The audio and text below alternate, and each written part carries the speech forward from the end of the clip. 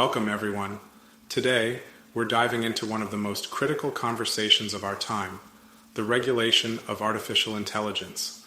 The video you're about to watch captures a pivotal moment, testimony before a Senate Judiciary Subcommittee from former employees of Google and OpenAI.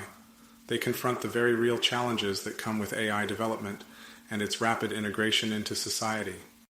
In this testimony, these experts explore the profound implications of AI on everything from job markets and privacy to political integrity and the ethical use of technology. We're talking about tools with the potential to enhance our lives, but that also come with the risk of unprecedented harm, like bias in decision-making, deepfakes, and disinformation. As AI continues to evolve, it raises a fundamental question. How do we balance innovation with responsibility? This conversation isn't just about technology, it's about shaping the future of human society. The voices in this testimony advocate for greater transparency and ethical guardrails to prevent AI from becoming a tool of manipulation or division. So, as you watch, consider this. The decisions we make today about AI will have lasting impacts on generations to come. Whether you're an entrepreneur, a policymaker, or simply a concerned global citizen, this discussion is a call to stay informed and engaged. The future of artificial intelligence belongs to all of us, and it's up to us to guide it in the right direction.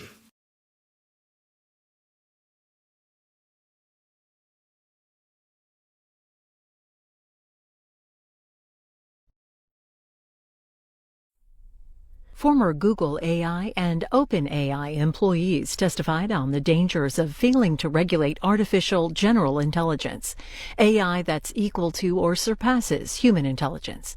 Witnesses said top companies were investing heavily in the technology, but it was not too late for the federal government to enact protections. One witness also claimed artificial general intelligence could be extraordinarily disruptive and lead to literal human extinction. This Senate Judiciary Subcommittee hearing runs 2 hours and 15 minutes.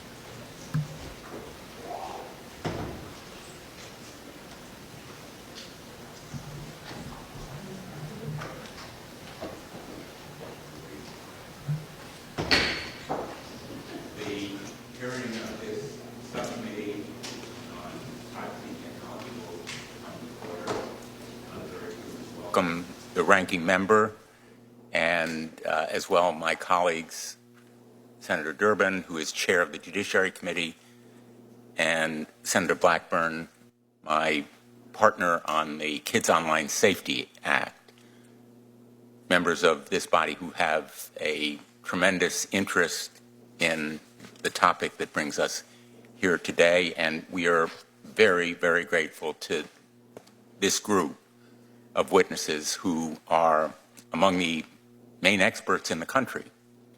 And not only that, but experts of conscience and conviction about the promise and the dangers of artificial intelligence. We welcome you and we thank you for being here. We've had hearings before in this subcommittee. Seems like years ago, and in fact, a short time on artificial intelligence may seem like years in terms of the progress that can be made. We've heard from industry leaders responsible for innovation and progress in AI, and they shared their excitement for the future, but they also warned about serious risks. Sam Altman, for example, who sat where you are now, shared his worst fear that AI could, quote, cause significant harm to the world, end quote. But as he sat with me in my office and described a less advanced version of his technology, he assured me that there were going to be safeguards, red teams, all kinds of guardrails that would prevent those dangers. We're here today to hear from you because every one of the witnesses that we have today are experts who were involved in developing AI on behalf of Meta, Google, OpenAI, and you saw firsthand how those companies dealt with safety issues and where those companies did well and where they fell short, and you can speak to the need for enforceable rules to hold these powerful companies accountable. And in fact, Senator Hawley and I have a draft framework that would impose those kinds of safeguards and guardrails and impose a measure of accountability. And we are open to hear from you about ways it can be strengthened, if necessary, or improved. But my fear is that we're already beginning to see the horse out of the barn. Mr. Evans and Mr. Harrison, your testimony, I think, assured us that the horse was not out of the barn. But my fear is that we'll make the same mistake we did with social media, which is too little, too late. And that's why the work that Senator Blackburn and I are doing on kids' online safety is so important to accomplish with urgency. Despite those self-professed fears of Sam Altman and others, big tech companies and leading AI companies are rushing to put sophisticated AI products into the market. The pressure is enormous. Billions and billions of dollars, careers of smart, motivated people are on the line. And what seemed to be a kind of slow walk on AI has turned into literally a gold rush. We're in the Wild West, and there's a gold rush. The incentives for a race to the bottom are overwhelming.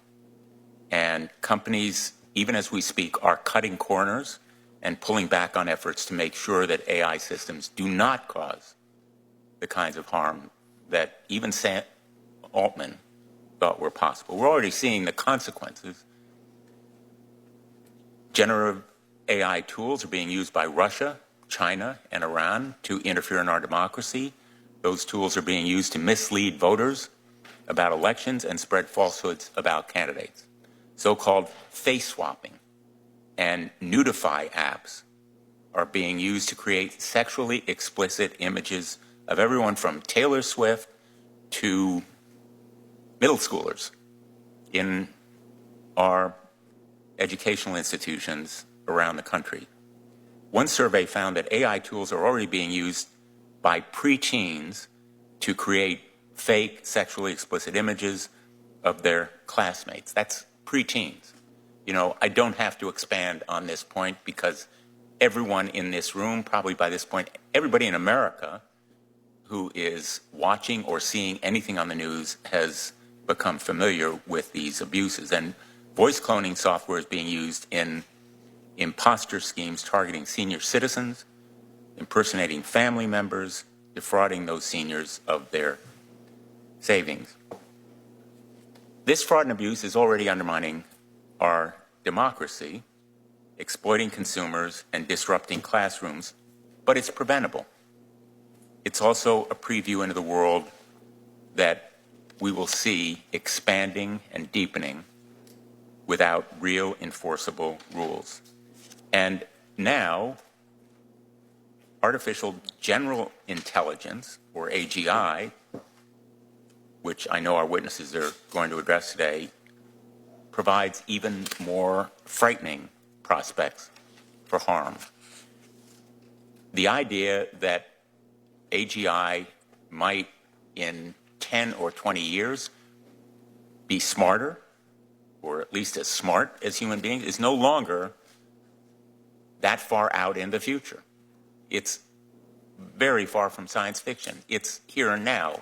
1 to 3 years has been the latest prediction, in fact, before this committee. And we know that artificial intelligence that's as smart as human beings is also capable of deceiving us, manipulating us, and concealing facts from us, and having a mind of its own when it comes to warfare whether it's a cyber war or nuclear war or simply war on the ground in the battlefield.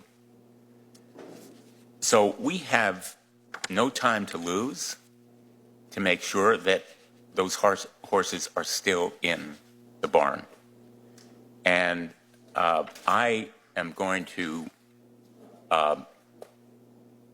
abbreviate the remarks that I was going to make because we've been joined by a number of our colleagues, and I want to get to the testimony and give Senator Hawley a chance to comment. But let me just say, for the benefit of others in this room, I know our witnesses are familiar with our legislation, that the principles of this framework include licensing, establishing a licensing regime, and transparency requirements for companies that are engaged in high-risk AI development. It is about oversight, creating an independent oversight body that has expertise with AI and works with other agencies to administer and enforce the law, watermarking, rules around watermarking and disclosure when AI is being used, enforcement, ensuring that AI companies can be held liable when their products breach privacy, violate civil rights, or cause other harm. And I will just emphasize the last of these points, enforcement. For me, as a former law enforcer, I served as Attorney General of my state and a federal prosecutor, U.S. Attorney for most of my career, is absolutely key. And I think to Senator Hawley as well, as a former Attorney General, and to many others like Senator Klobuchar, who also was an enforcer, I'm very hopeful that we can move forward with Senator Klobuchar's bill on election security. She's done a lot of work on it, and it's an excellent piece of legislation, and I salute her for her leadership, as well as Senator Durbin's and Senator Coons' bill on deepfakes.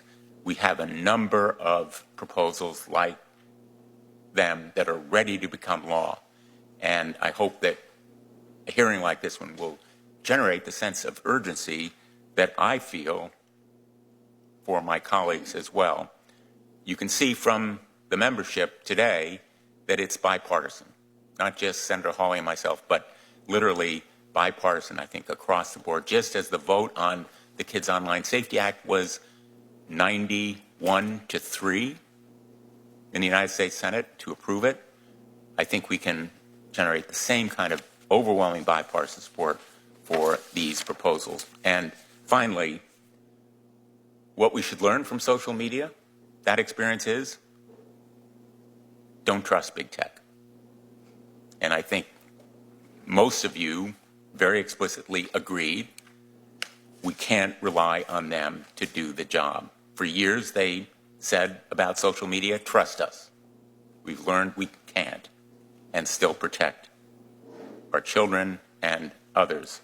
And as one of you said, they come before us. They say all the time, we're in favor of regulation, just not that regulation. Or they have other tricks that they are able to move forward with, the armies of lobbyists and lawyers that they can muster.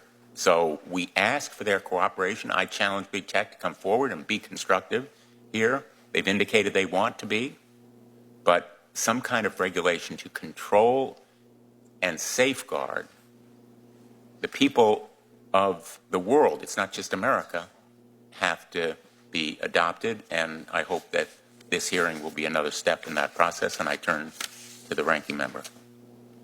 Thank you very much, Mr. Chairman. Thanks for your leadership on this over this entire Congress. It's been a real pleasure to work with you. Thanks to our witnesses for being here. I don't really have much to add to Senator Blumenthal's outstanding opening statement, other than just to observe that we have had many executives sit where our witnesses today are sitting, many avid proponents of this AI revolution that we're in the midst of. And we've heard a lot of promises to this subcommittee from those executives, who I might just point out always seem to have a very significant financial interest in what they're saying, be that as it may. But they have given us all kinds of rosy predictions. AI is going to be wonderful for this country. It's going to be fantastic for the workers of this country. It's going to be amazing for normal workaday Americans. Well, I think today's hearing is particularly interesting and particularly important because today we start to test those promises. We have in front of us folks who've been inside those companies, who have worked on these technologies, who have seen them firsthand. And I might just observe, don't have quite the vested interest in painting that rosy picture and cheerleading in the same way that some of these other executives have. So I want to particularly thank you for being here today, our witnesses. Thank you for being willing to speak up, and thank you for being willing to give the American people a window into what's actually happening with this technology. I think the testimony you're about to offer is so important, and I think it will help us realize, understand where this technology is, what the challenges are that we are facing, and also I hope help us, as Senator Blumenthal alluded to, legislate in a way that will actually protect the American people, which is our charge in all of this. Thank you, Mr. Chairman. Thanks, Senator Hawley. I haven't asked Senator Durbin whether he would like to make an opening statement. Evidently not. So let me just introduce the witnesses.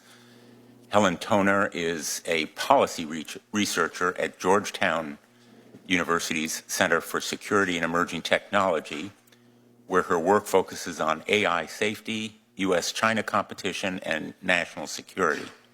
She previously worked as a senior research analyst at Open Philanthropy, where she advised policymakers and grant makers on AI policy and strategy. Alongside her work at CSET, she served on OpenAI's nonprofit board of directors from 2021 to 2023.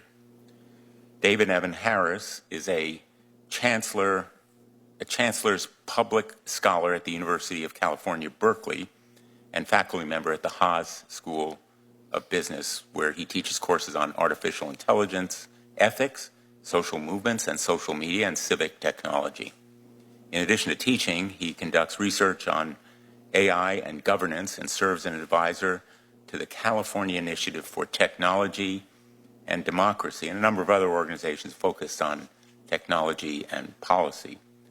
Mr. Harris has advised the White House, U.S. Congress, European Union, United Nations, NATO, and the California Legislature about technology policy. His writings and commentary have been featured by publications too numerous to mention here. Margaret Mitchell is a computer scientist who works on the ethical development of AI systems within the tech industry. She has held researcher positions at Microsoft and Google, and her pioneering work on model cards, now common across the tech industry, has been recognized by the Secretary of Defense, at that point Ash Carter, as an outstanding innovation for public good.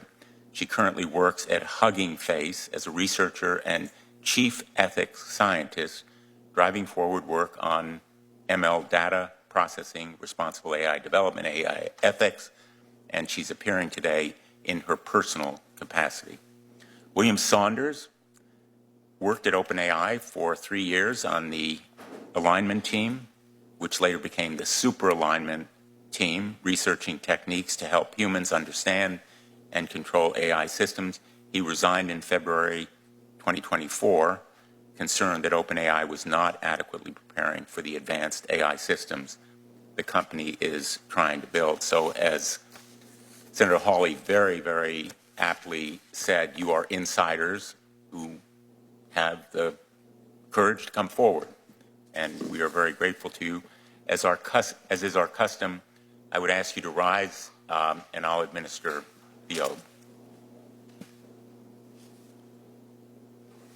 Do you swear that the testimony that you're about to give is the truth, the whole truth, and nothing but the truth, so help you God? Very good. Thank you. We'll just begin and go down the panel, beginning with Ms. Toner. Chair Blumenthal, Ranking Member Hawley, members of the subcommittee, thank you for the opportunity to testify today.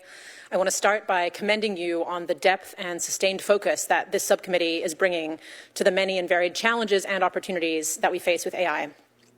My work is focused on AI policy for the last 8 years, with an emphasis on national security, U.S.-China competition, and AI safety.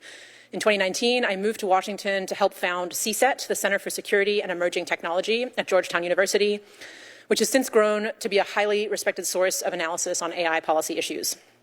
While working full-time at CSET, I also spent 2.5 years serving on OpenAI's nonprofit board from 2021 until the widely covered events of last November. Today, I'll be drawing on my research at CSET, my experiences on the board, and my extensive relationships with and interactions with AI researchers and executives from the years that I've worked in this space. The title of this hearing is Oversight of AI Insiders' Perspectives. And the biggest disconnect that I see between AI insider perspectives and public perceptions of AI companies is when it comes to the idea of artificial general intelligence, or AGI. This term, AGI, isn't well defined, but it's generally used to mean AI systems that are roughly as smart or capable as a human. In public and policy conversations, talk of human-level AI is often treated as either science fiction or marketing hype. But many top AI companies, including OpenAI, Google, Anthropic, are treating building AGI as an entirely serious goal, and a goal that many people inside those companies think they might reach in 10 or 20 years, and some believe could be as close as 1 to 3 years away. More to the point, many of these same people believe that if they succeed in building computers that are as smart as humans, or perhaps far smarter than humans, that technology will be, at a minimum, extraordinarily disruptive, and at a maximum could lead to literal human extinction. The companies in question often say that it's too early for any regulation because the science of how AI works and how to make it safe is too nascent. I'd like to restate that in different words. They're saying, we don't have good science of how these systems work or how to tell when they'll be smarter than us. We don't have good science for how to make sure they won't cause massive harm. But don't worry, the main factors driving our decisions are profit incentives and unrelenting market pressure to move faster than our competitors. So we promise we're being extra, extra safe. Whatever these companies say about it being too early for any regulation, the reality is that billions of dollars are being poured into building and deploying increasingly advanced AI systems, and these systems are affecting hundreds of millions of people's lives, even in the absence of scientific consensus about how they work or what will be built next. So I would argue that a wait-and-see approach to policy is not an option. I want to be clear.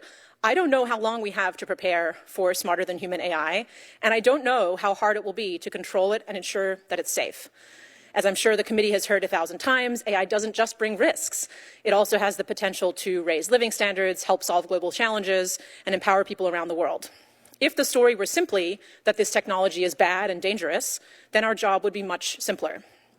The challenge we face is figuring out how to proactively make good policy despite immense uncertainty and expert disagreement about how quickly AI will progress and what dangers will arise along the way. The good news is that there are light-touch, adaptive policy measures we can adopt today that can both be helpful if we do see powerful AI systems soon, and also be helpful with many other AI policy issues that I'm sure we'll be discussing today. I want to briefly highlight 6 policy building blocks that I describe in more detail in my written testimony. First, we should be implementing transparency requirements for developers of high-stakes AI systems. We should be making major research investments in how to measure and evaluate AI, as well as how to make it safe. We should be supporting the development of a rigorous third-party audit ecosystem, bolstering whistleblower protections for employees of AI companies, increasing technical expertise in government, and clarifying how liability for AI harms should be allocated. These measures are really basic first steps that would in no way impede further innovation in AI.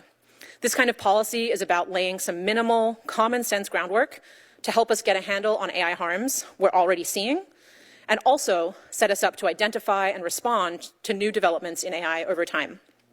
This is not a technology we can manage with any single piece of legislation, but we're long overdue to implement some of these basic building blocks as a starting point. Thank you, and I look forward to your questions. Thanks very much, Ms. Toner. Mr. Saunders. Mr. Chairman, Ranking Member Hawley, and distinguished members, thank you for the opportunity to address this committee. For 3 years, I worked as a member of technical staff at OpenAI. Companies like OpenAI are working towards building artificial general intelligence, AGI. They are raising billions of dollars towards this goal. OpenAI's charter defines AGI as highly autonomous systems that outperform humans at most economically valuable work. This means AI systems that could act on their own over long periods of time and do most jobs that humans can do. AI companies are making rapid progress towards building AGI. A few days before this hearing, OpenAI announced a new system, GPT-01, that passed significant milestones, including one that was personally significant for me. When I was in high school, I spent years training for a prestigious international computer science competition. OpenAI's new system leaps from failing to qualify to winning a gold medal, doing better than me in an area relevant to my own job. There are still significant gaps to close, but I believe it is plausible that an AGI system could be built in as little as 3 years. AGI would cause significant changes to society, including radical changes to the economy and employment. AGI could also cause catastrophic harm via systems autonomously conducting cyber attacks or assisting in the creation of novel biological weapons. OpenAI's new AI system is the first system to show steps towards biological weapons risk, as it is capable of helping experts in planning to reproduce a known biological threat. Without rigorous testing, developers might miss this kind of dangerous capability. While OpenAI has pioneered aspects of this testing, they've also repeatedly prioritized speed of deployment over rigor. I believe there is a real risk they will miss important, dangerous capabilities in future AI systems. AGI will also be a valuable target for theft, including by foreign adversaries of the United States. While OpenAI publicly claims to take security seriously, their internal security was not prioritized. When I was at OpenAI, there were long periods of time where there were vulnerabilities that would have allowed me or hundreds of other employees at the company to bypass access controls and steal the company's most advanced AI systems, including GPT-4. No one knows how to ensure that AGI systems will be safe and controlled. Current AI systems are trained by human supervisors, giving them a reward when they appear to be doing the right thing. We will need new approaches when handling systems that can find novel ways to manipulate their supervisors or hide misbehavior until deployed. The superalignment team at OpenAI was tasked with developing these approaches, but ultimately we had to figure out as we went along, a terrifying prospect when catastrophic harm is possible. Today, that team no longer exists. Its leaders and many key researchers resigned after struggling to get the resources they needed to be successful. OpenAI will say that they are improving. I and other employees who resigned doubt they will be ready in time. This is true not just with OpenAI. The incentives to prioritize rapid deployment apply to the entire industry. This is why a policy response is needed. My fellow witnesses and I may have different specific concerns with the AI industry, but I believe we can find common ground in addressing them. If you want insiders to communicate about problems within AI companies, you need to make such communication safe and easy. That means a clear point of contact and legal protections for whistleblowing employees. Regulation must also prioritize requirements for third-party testing, both before and after deployment. Results from these tests must be shared. Creating an independent oversight organization and mandated transparency requirements, as in Senator Blumenthal and Senator Hawley's proposed framework, would be important steps towards these goals. I resigned from OpenAI because I lost faith that by themselves they will make responsible decisions about AGI. If any organization builds technology that imposes significant risks on everyone, the public must be involved in deciding how to avoid or minimize those risks. That was true before AI. It needs to be true today with AI. Thank you for your work on these issues, and I look forward to your questions. Thanks very much, Mr. Saunders. By the way, I'm going to ask that all of your written testimony be made a part of the record, so I know you've abbreviated your remarks, as I expect the others will do as well. Your full remarks will be part of the record without objection. Mr. Harris. Chairman Blumenthal, Ranking Member Hawley, and members of the committee, it is an honor to appear before you today to discuss the harms and risks of artificial intelligence. It is particularly heartening to see that this committee has developed a promising bipartisan framework and proposals that I earnestly hope will become law. They are urgently needed to provide effective guardrails for AI systems. My name is David Evan Harris. From 2018 to 2023, I worked at Facebook and Meta on the civic integrity and responsible AI teams. In my role, I helped lead efforts to combat online election interference, protect public figures, and drive research to develop ethical AI systems and AI governance. Today, those two safety teams do not exist. In the past 2 years, there have been striking changes across the industry. Trust and safety teams have shrunk dramatically. Secrecy is on the rise, and transparency is on the decline. Since leaving Meta, I have helped craft 2 bills about deepfakes and elections in California that await the governor's signature. Working closely with policymakers in California, Arizona, and internationally, I am more convinced than ever that effective oversight of AI is possible. Today, there are 3 things that I hope you take away from my testimony. First, voluntary self-regulation does not work. Second, many of the solutions for AI safety and fairness already exist in the framework and bills proposed by the members of this committee. Third, as you said, not all the horses have left the barn. There is still time to act.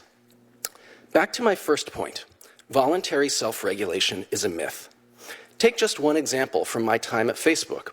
In 2018, the company set out to make time on their platforms into time well spent, reducing the number of viral videos and increasing more meaningful content from friends and family. The voluntary policy opened up a vacuum that TikTok was more than happy to step into. Today, Facebook and Instagram are fighting to claw back market share from TikTok with Reels, essentially those same viral videos that they sought to diminish. When one tech company tries to be responsible, another, less responsible company steps in to fill the void. While non-binding efforts such as the White House voluntary AI commitments and the AI elections accord are positive steps forward, the reality is that we've seen very little clear progress towards the promises made by tech companies in those commitments. When it comes to policies and laws governing AI, laws with shalls rather than mays are essential.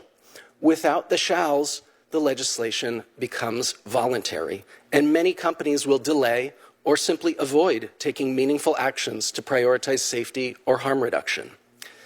To my second point, we don't need silver bullets. The framework proposed by this committee's leadership already has so many of the answers. 2 recommendations in particular in the framework are essential components for legislation.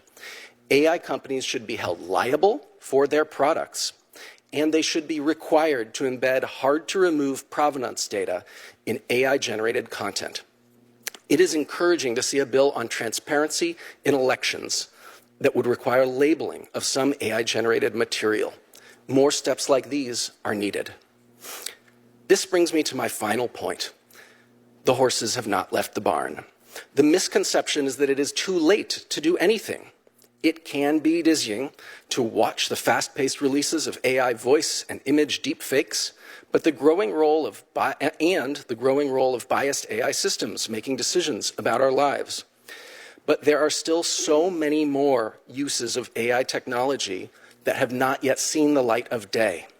Next come the realistic video deepfakes, live audio deepfakes that can interact with millions of people at once, personalized election disinformation calls, large-scale automated sextortion schemes targeting children. Those are just a few of the ones that we see on the horizon. We need to move quickly with binding and enforceable oversight of AI. It is possible.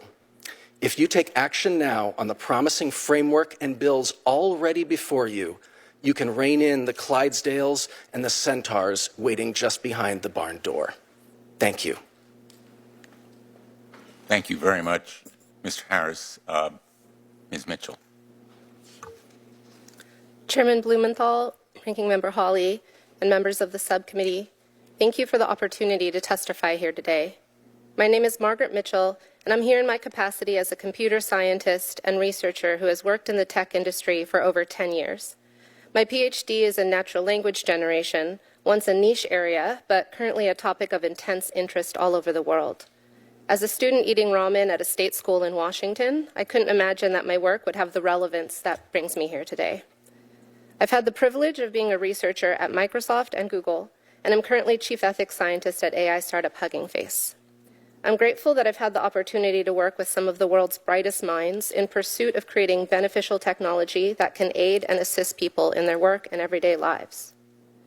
I began working on ethical AI around 2015 as neural networks began to show clear signs of working well for the tasks I cared about.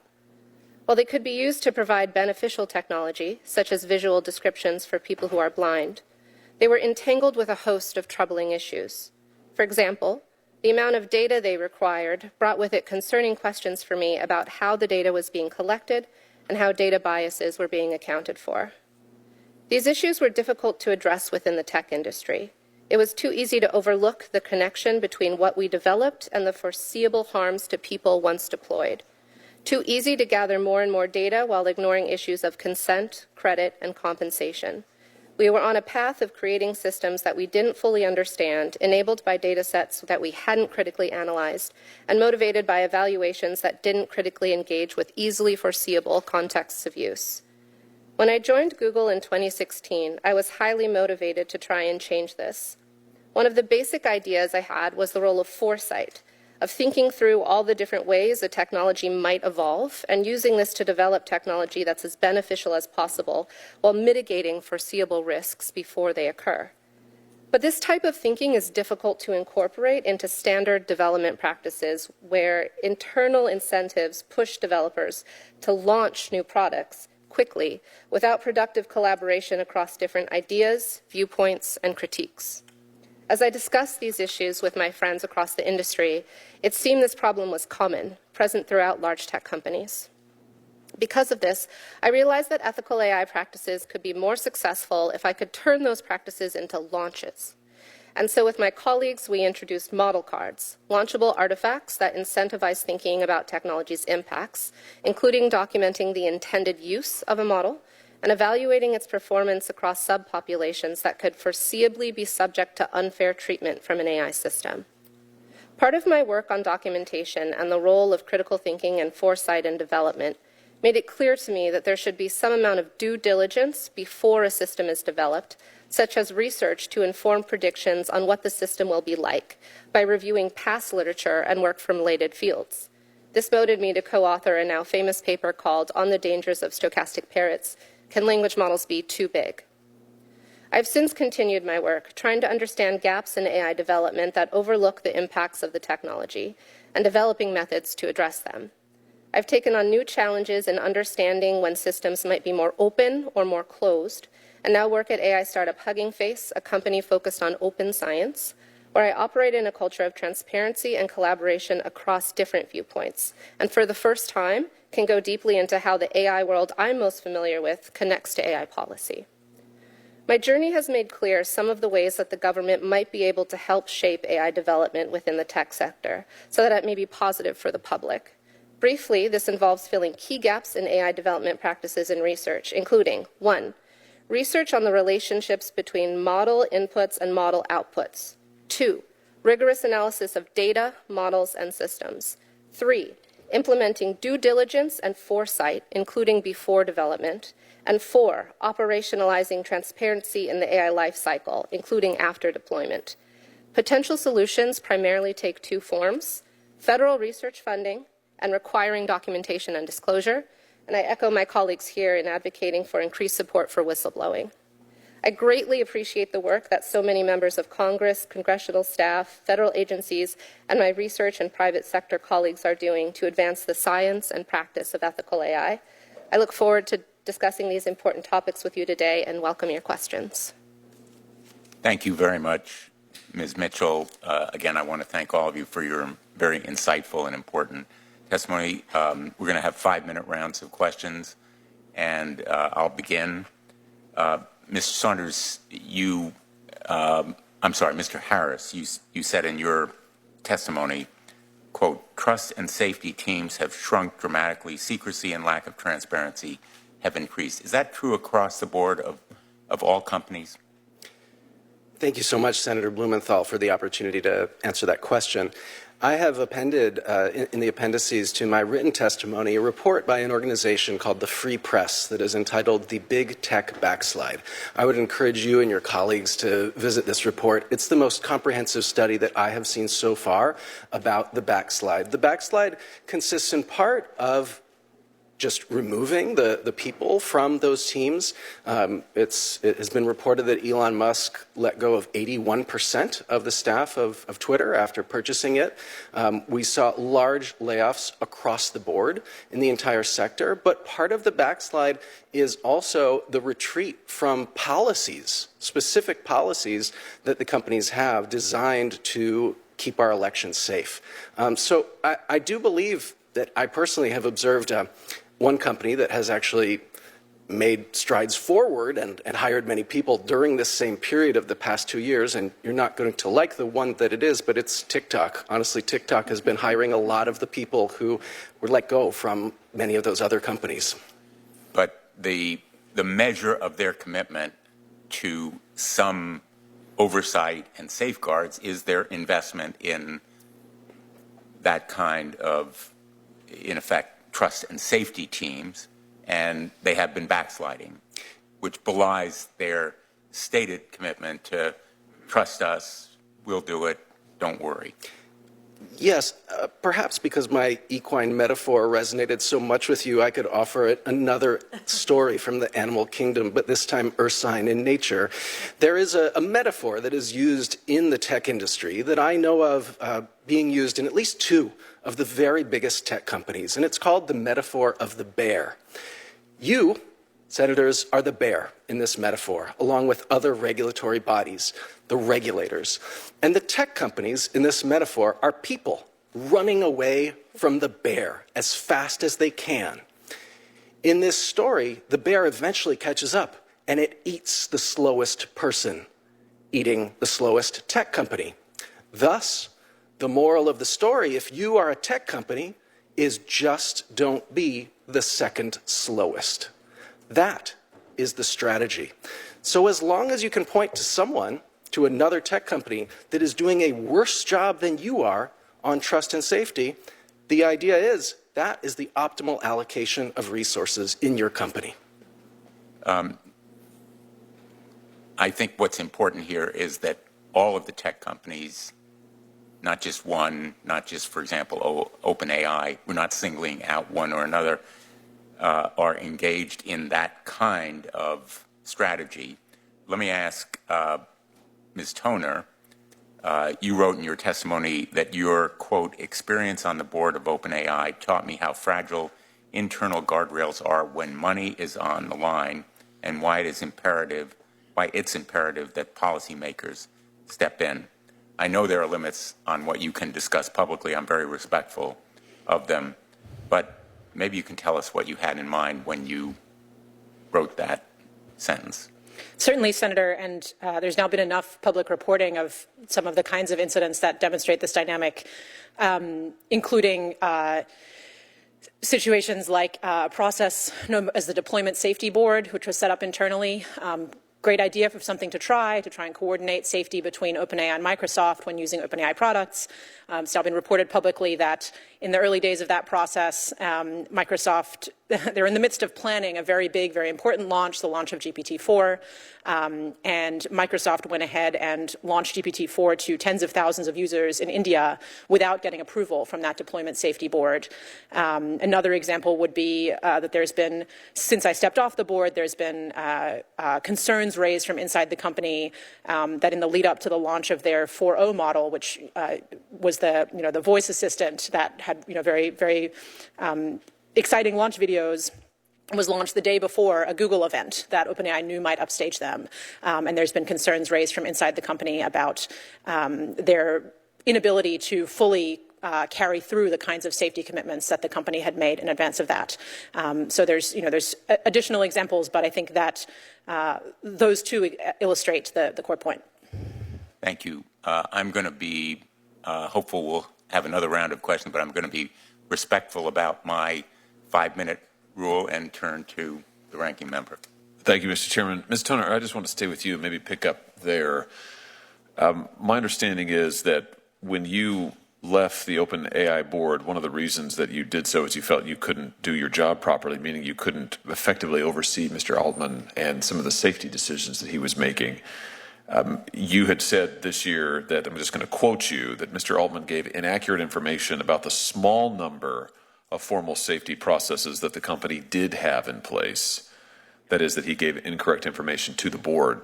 To the extent you're able, can you just elaborate on this? I'm interested in what's actually being done for safety inside this company, in no small part because of what he told us when he sat where you're sitting. Thank you, Senator. Yes, I'm happy to elaborate to the extent that I can without breaching any confidentiality obligations. I believe that, when the company has safety processes, they announce them loudly and proudly. So I believe that you and your staff would be aware of the processes they have in place. At the time, one that I was thinking of, which was one of the first formal processes that I'm aware of, was this deployment safety board that I just discussed, and this breach by Microsoft that took place in the early days there. Since then, they have introduced a preparedness framework, which I think is, I want to commend many of these companies for taking some good steps. I think the idea behind the preparedness framework is good. I think to the extent they execute on it, that's great. But there have been concerns raised about, how well they're able to comply with it. It's been publicly reported that the, really respected expert they brought in to run that team has since been reassigned from that role.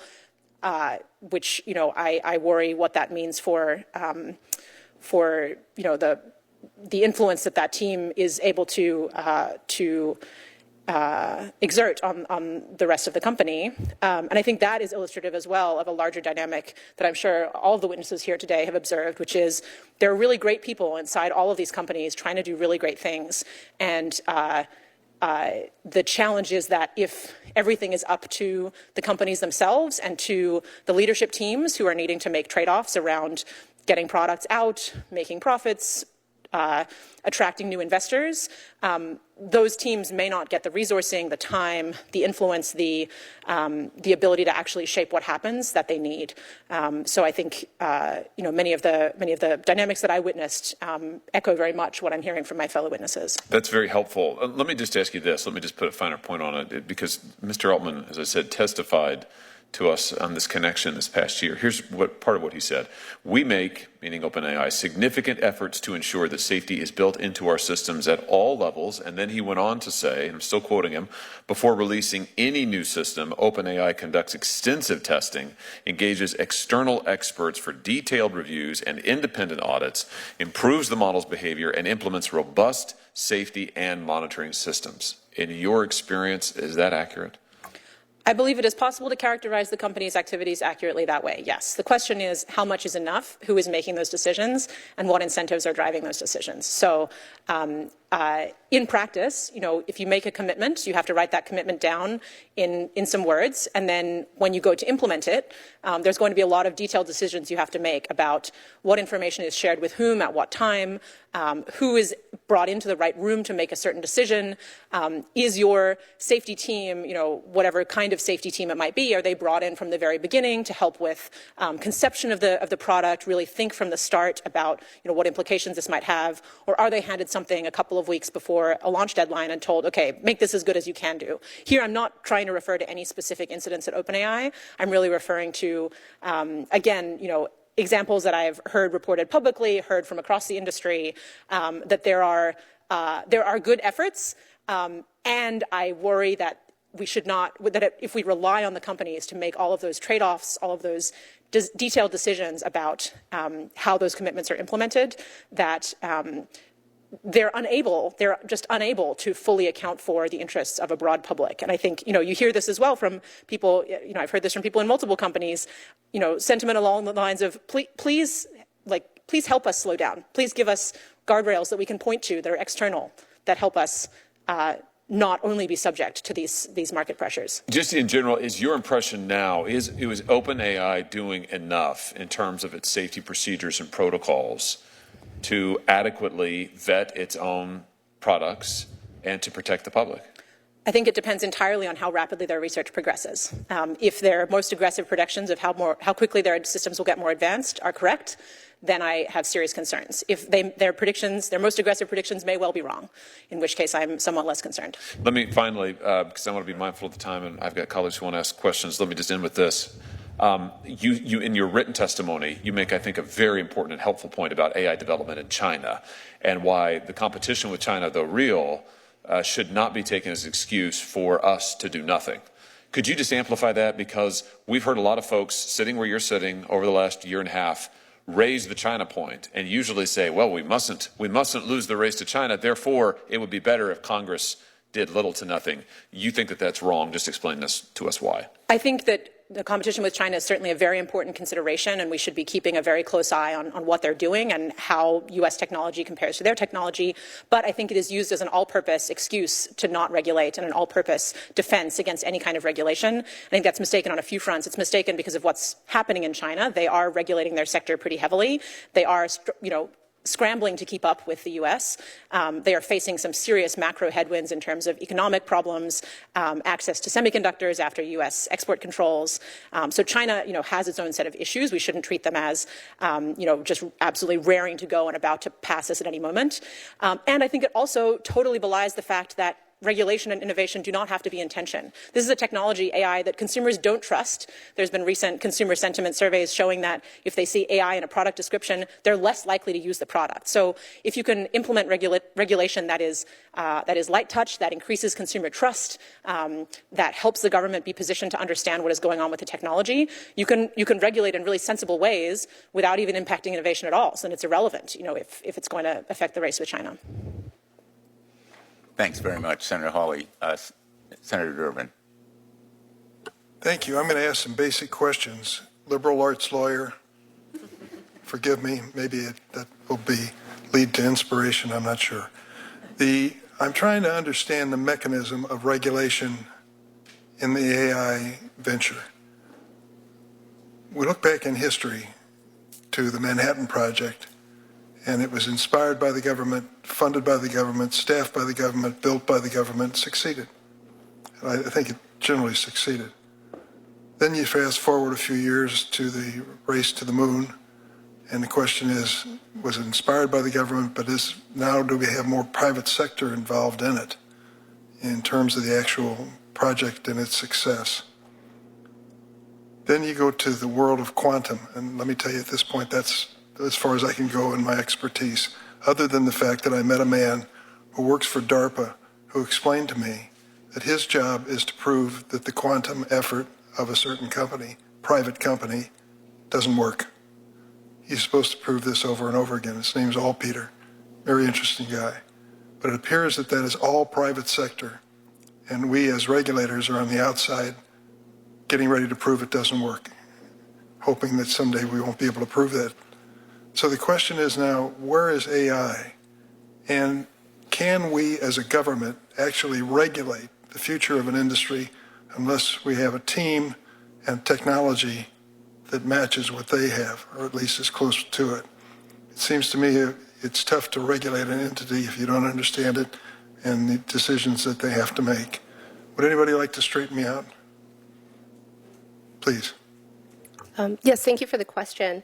I think that the government has a really useful role to play here in incentivizing good work. So in my written testimony, I speak to how there are very clear gaps in current AI development processes within the tech industry where there just isn't enough research and there isn't enough work, and it hasn't organically emerged due to market pressures and things like that. So in particular, there isn't a really rigorous, mature science of data analysis in order to understand the relationship between inputs and outputs. We've seen in the past that there have been grants, things available through DARPA, for example, to increase the state of the art in machine translation. So now it's possible to communicate with someone speaking in a different language without knowing that language. That has been partially enabled by DARPA and grants through there.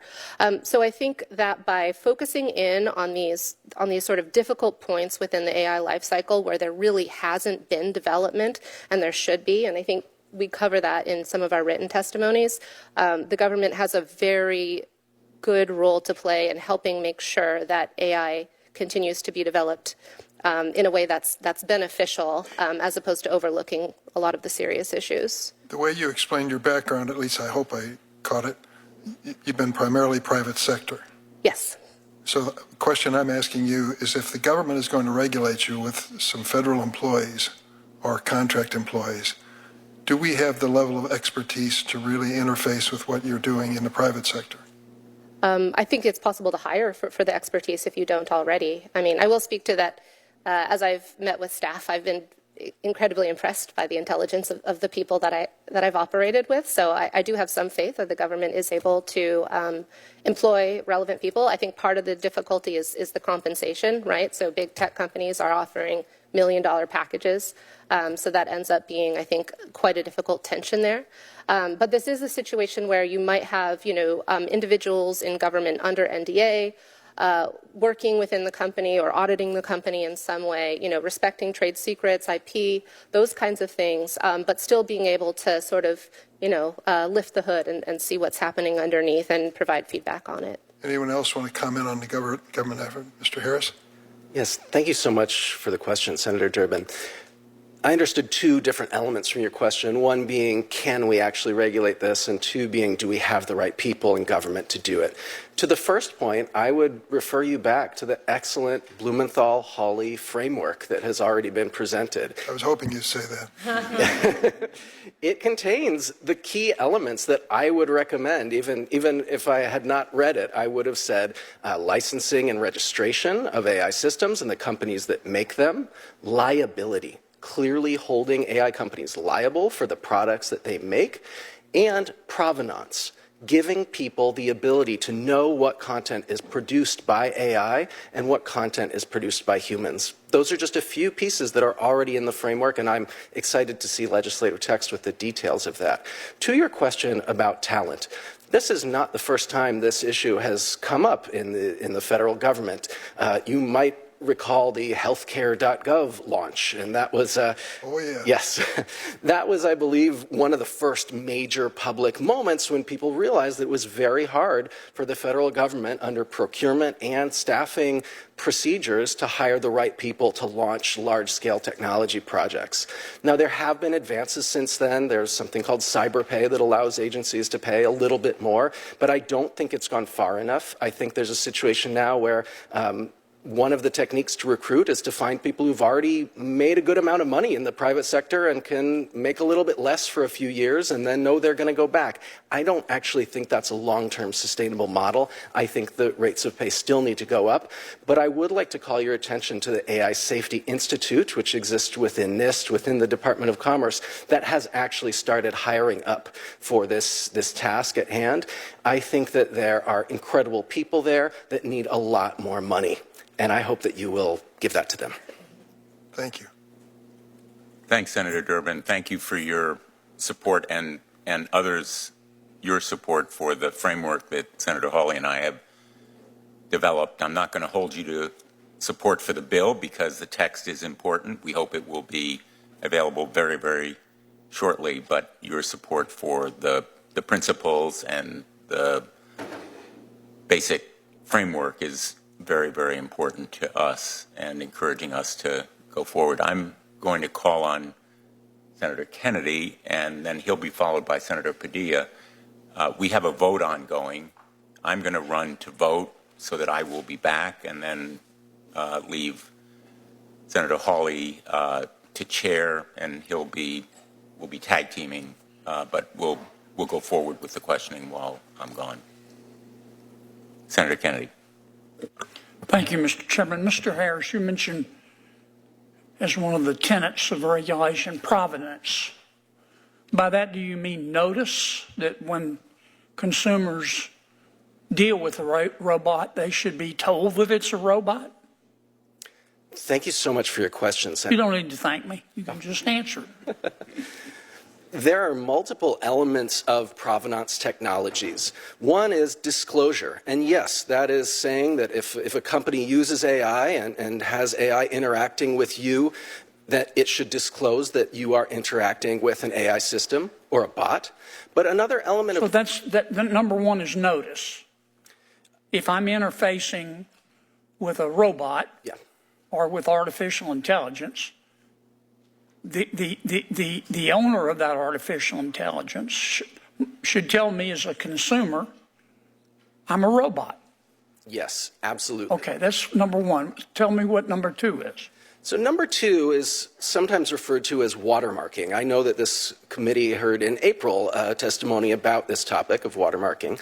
And watermarking can happen in one of two ways. It can be either a visible or direct disclosure that content, for example, an AI-generated image, an AI-generated audio file, video, or even text, can be a direct disclosure that it's AI-generated. You've seen watermarks that have... I get it. So that's another form of notice. Yeah, you could call it that. But that's direct watermarking. Then there's also another technique, which is a more indirect disclosure, which is hiding an invisible signal within the text of a piece of text that's generated by AI, within an image, which is a hidden pattern of pixels. What good does that do in terms of a consumer?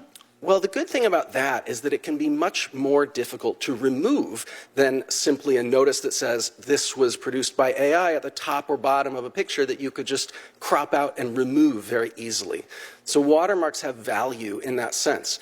There's also another technology that was also discussed in April here, which is called digital fingerprinting. This technology has been used to keep track of child sexual abuse material and terrorist content circulating online. And that creates what's called a hash, a unique identifier for images, audio files, could be even done with text or videos, and that's stored in a database, and that can associate a piece of content and then identify it as AI generated. All these are forms of notice. Some more direct than others, I would call them forms of... I'm not trying to trick you, I'm trying to understand. Are there any companies that are giving the world proper notice right now? Anybody? So, I'm happy to answer that. Sure. So according to their public statements... Yes or no, please, sir, because I got other ground to cover. Google DeepMind SynthID is the name of the technology. Looks good. I haven't tested it. But they're trying to give notice. Yeah. Okay. Licensing. What good is licensing going to do? I mean, you go to the government and say, okay, here, give me a license. What good is that going to do? Well... Anybody. I'm happy to take that one also briefly. As is the case in many professions, the law, medicine, you need a license to practice, and if you violate the code of that profession, you can no longer practice. And with technology, I see no reason why it should be different. So with the license, we should have a code of behavior? Yes, absolutely. Okay. And what should be in that code of behavior? Again, happy to offer this to any of my co-panelists here, but I believe that ethics are critical, that artificial intelligence systems should be designed in ways that they can't harm human beings, that they don't do damage to people, that they don't discriminate, that they don't give people advice that brings harm to them that's incorrect. Those are a few elements of the code. So basically, I'm trying to understand this. Yes. Because I think you're all extraordinarily bright. That's obvious. But the American people don't understand what you're talking about. Okay? And frankly, many times neither do I. So you license with a code of behavior. That would require government to set up some sort of agency to enforce that code of behavior. Is that correct? This is an area where there are actually multiple interesting proposals. There's a law professor at Fordham Law School named Chinmayi Sharma who has been writing about creating a malpractice regime for engineers who develop AI. Well, that's what I'm getting to next. Liability. It is possible for the private sector to enforce through liability. Why are our tort laws right now, our contract laws right now, not adequate? Again, go ahead. I can jump in on that. Yes. At present, it's very unclear how AI should be thought of and how different actors in what gets called the value chain should take responsibility for unintended outcomes. The best best comparison that people turn to is issues with software, issues with cybersecurity, which I think many tort experts, which I am not one, consider to be an area of liability that has not been especially successful in allocating responsibility for harms. And so, that's not an especially promising precedent necessarily, and also AI is very different from the kinds of software you're used to dealing with, and the problems and harms that AI can cause are different from cybersecurity issues. So I think liability is a way, if there can be clear allocation of liability, that's a way of sort of flexibly setting incentives that depend on the specifics of any given case that could potentially be quite helpful if it were possible to provide more clarity. Thank you. Senator Klobuchar. Thank you very much, Senator Hawley. I think I'll start, given that Senator Kennedy was just asking questions. He and I have a bill on journalism compensation. I'd ask this of you, Dr. Mitchell.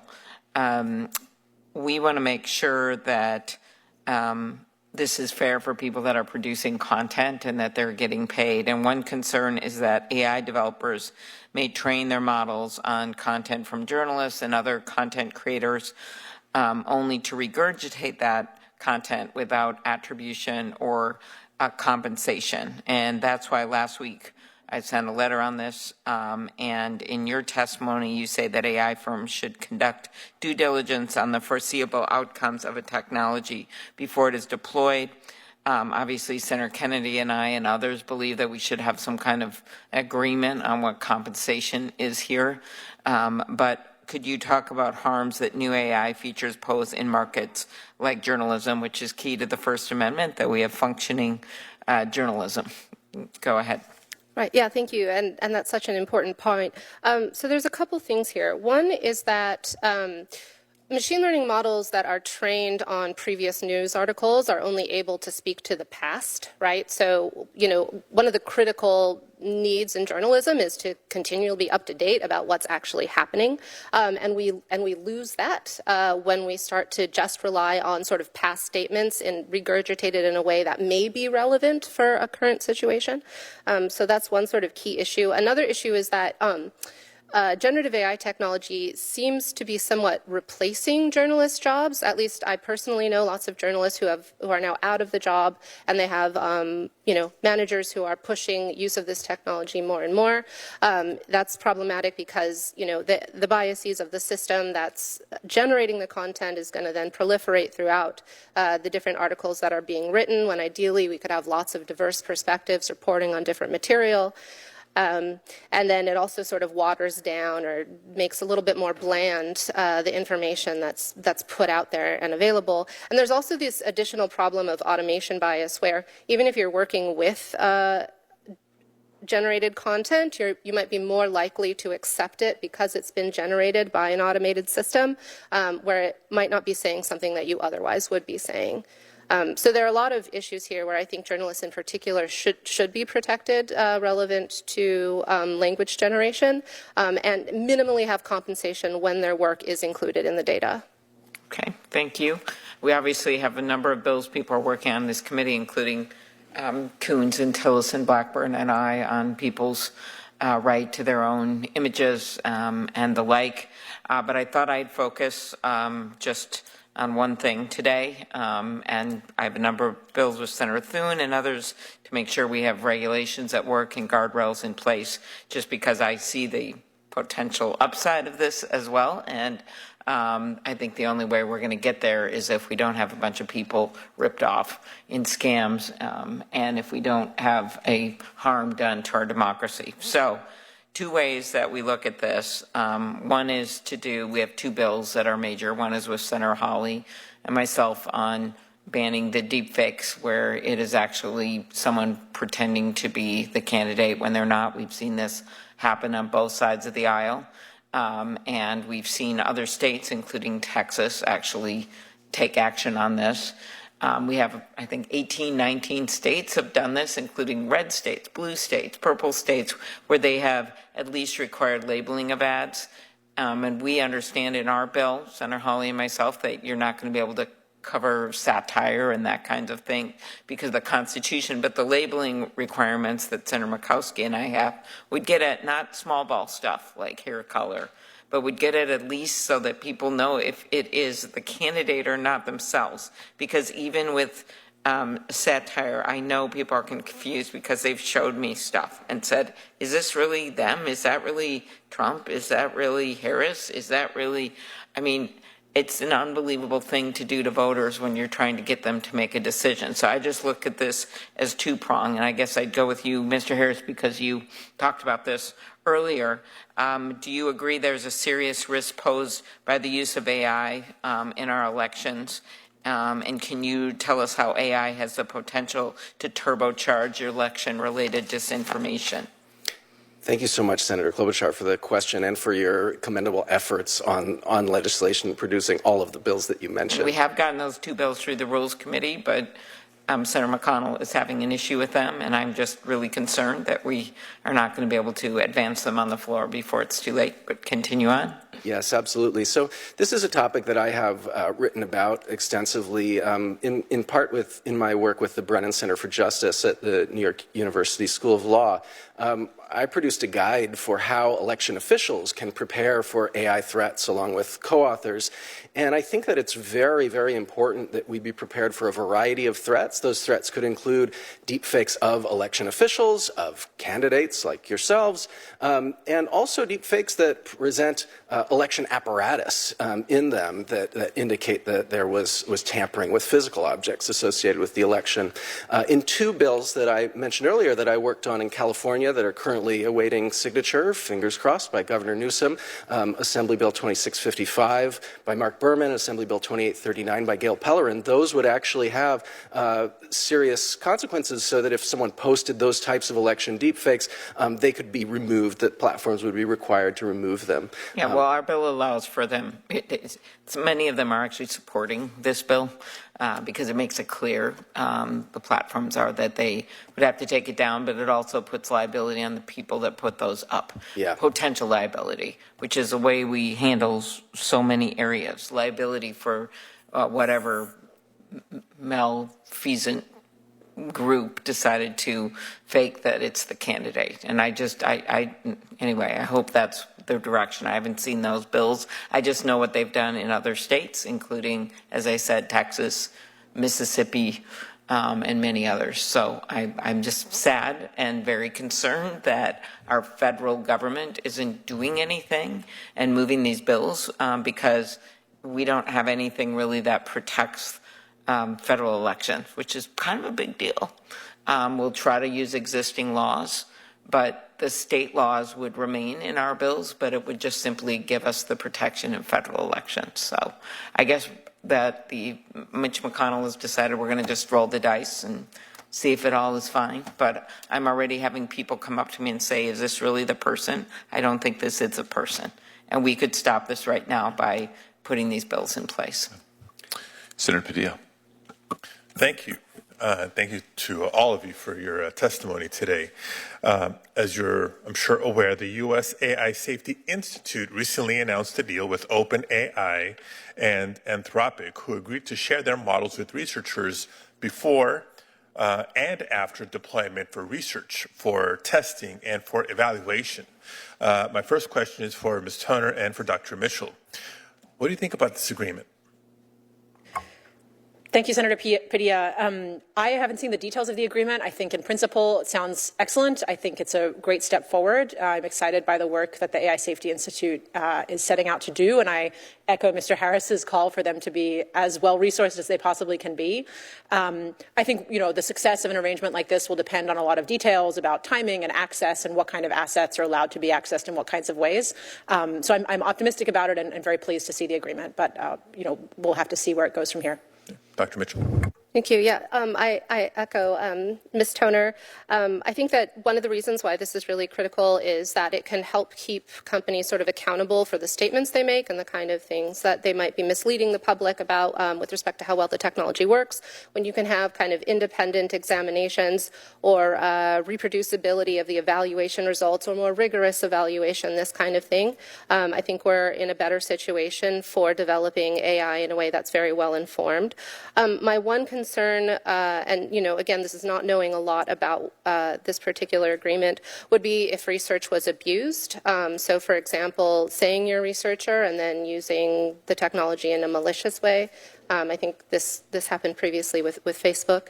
And so, there's a lot of detail there about how you decide that there's a researcher that is okay to be using it, and there's a lot of potential, I think, issues there.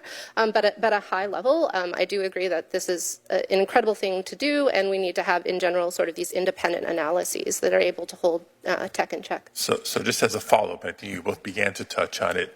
How would you advise policymakers to view what success looks like from these agreements and arrangements? We'll start with Dr. Mitchell, then come back.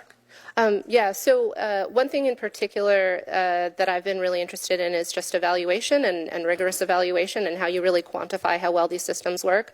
I think that larger tech companies are sort of incentivized to report that the systems work well without really breaking down what that means, the context of use, when it can be used, when it can't.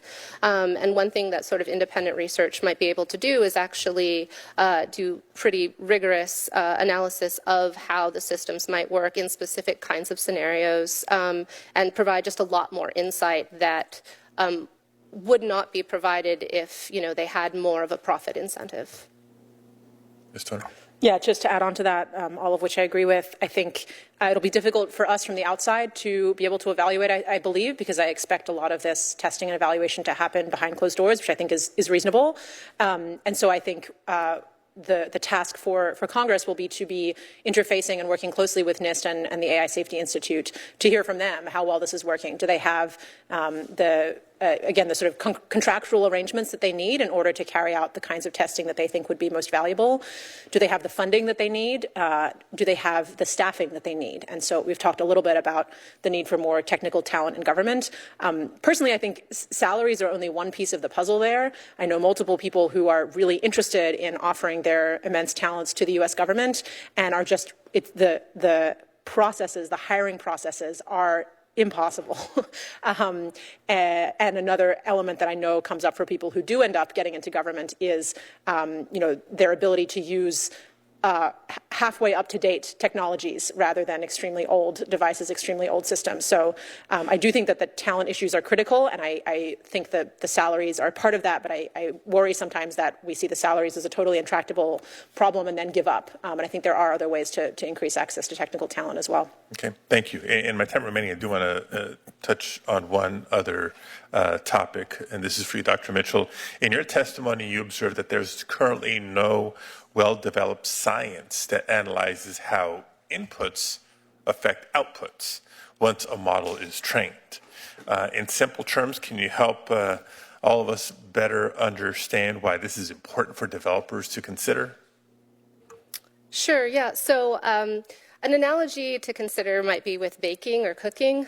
So when you make a cake, ideally you have a sense of what the ingredients are and what the different ingredients might do. So if I add more egg, it'll be more puffy, these kinds of things.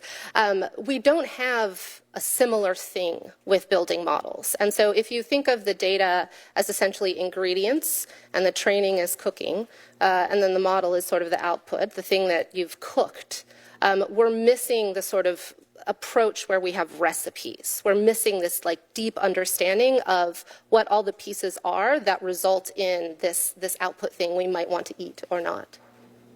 So we've got from the animal kingdom to baking, but in a very effective way. Thank you all. Thank you, Mr. Chair. Thank you very much, Senator Padilla. All of the witnesses that we have before us today have left companies, AI companies, based on concerns about commitment to safety. You're not alone. Obviously, OpenAI in particular has experienced a number of high-profile departures, including the head of its super alignment team, Jan Laika, who left to join a rival Anthropic. And upon departing, he wrote on X, quote, "I have been disagreeing with OpenAI leadership about the company's core priorities for some time. until we finally reached a breaking point. He also wrote that he, quote, believed much more of our bandwidth should be spent getting ready for the next generation of models on security, monitoring, preparedness, safety, adversarial robustness, superalignment, confidentiality, social impact, and related topics. These problems are quite hard to get right, and I am concerned that we aren't on a trajectory to get there. Let me ask all of you, based on your firsthand experiences, would you agree essentially with those points? Let me begin with you, Mr. Saunders, and go to the others if you have responses. Yeah, thank you, Senator. Dr. Jan Leica was my manager for a lot of my time at OpenAI, and I really respected his opinions and judgment. And I think what he was talking about were sort of a number of issues where OpenAI is not ready to deal with models that have some significant catastrophic risks, such as high-risk models under the preparedness framework. So things that could actually start to assist novices in creating biological weapons, or the systems that could start conducting unprecedented kinds of cyber attacks. And so for those kinds of systems, we're going to, first we're going to need to nail security so that we make sure that those systems aren't stolen before we figure out what they can do and used by people to cause harm. Then we're going to need to figure out how do you actually deploy some system that under some circumstances will, could help someone construct a biological weapon, but lots of people want to use it for a bunch of other things that are good. So every AI system today is vulnerable to something called jailbreaking, where people can come up with some way to, convince the system to provide advice and assistance on anything they want, no matter what the companies have tried to do so far. And so we're going to need to have solutions to hard problems like these. And then we're going to need to, have some way to deal with, models that, again, might be, smarter than people supervising them, and might, start to autonomously cause certain kinds of risks. And so I think he was speaking to, again, just a number of areas where the company was not being rigorous with the systems that we currently have, which, again, can amplify some kinds of problems. But once we reach the point where, catastrophic risk is possible, we're really going to need to have our shit together. Others have comments in response to Ms. Mitchell? Yeah, I agree with Jan's statement there, and I think this also echoes some of what Ms. Toner had said about responsible AI type people being disempowered in tech companies. And so while on the one hand it's helpful for tech companies to have responsible AI trust and safety teams so that they can tell senators that they have them, on the other hand, when it comes to making critical decisions about how the technology gets developed, they're usually left out of the room. So this is a serious issue. Yep. I'm going to interrupt my second round to yield to Senator Blackburn, who has rejoined us. Thank you so much. Yes, there are so many hearings today. It is catching us running back and forth.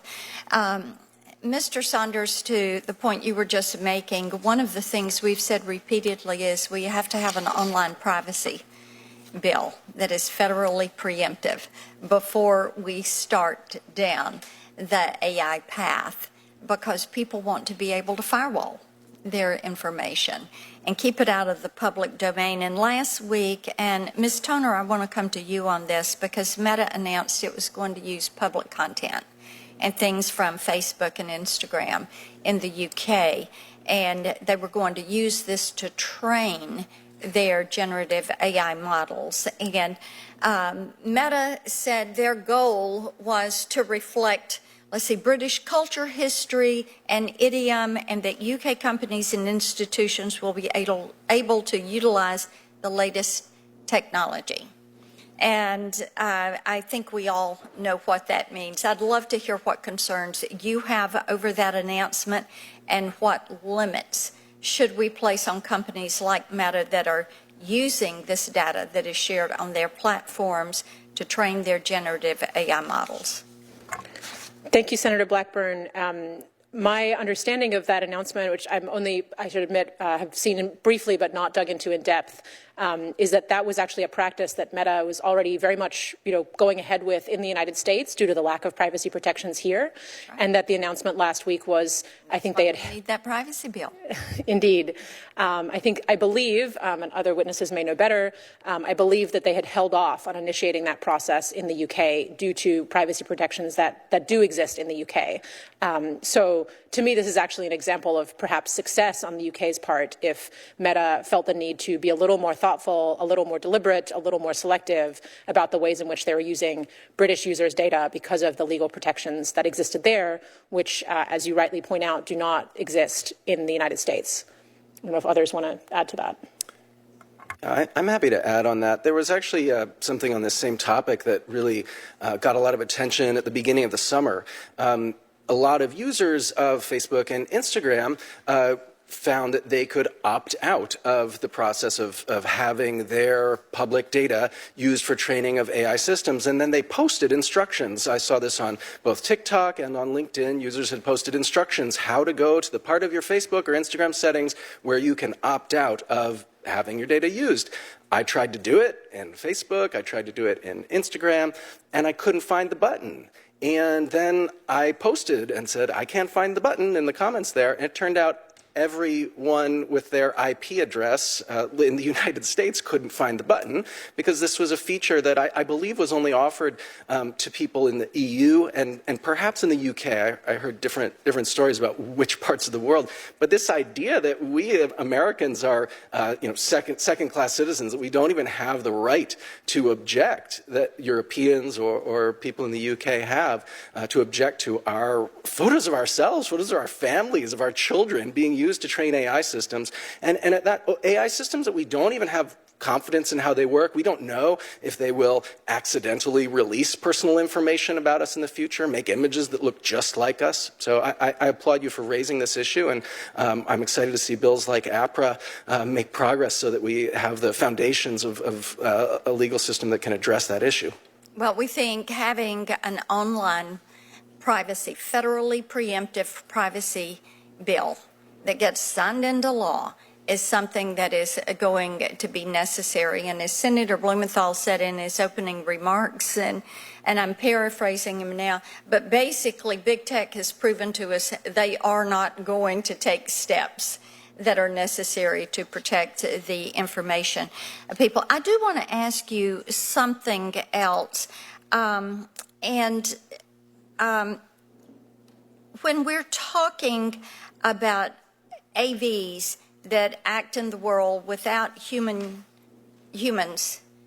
and they're using AI, and that brings about the difference between intelligence and agency, between systems that think and systems that can act.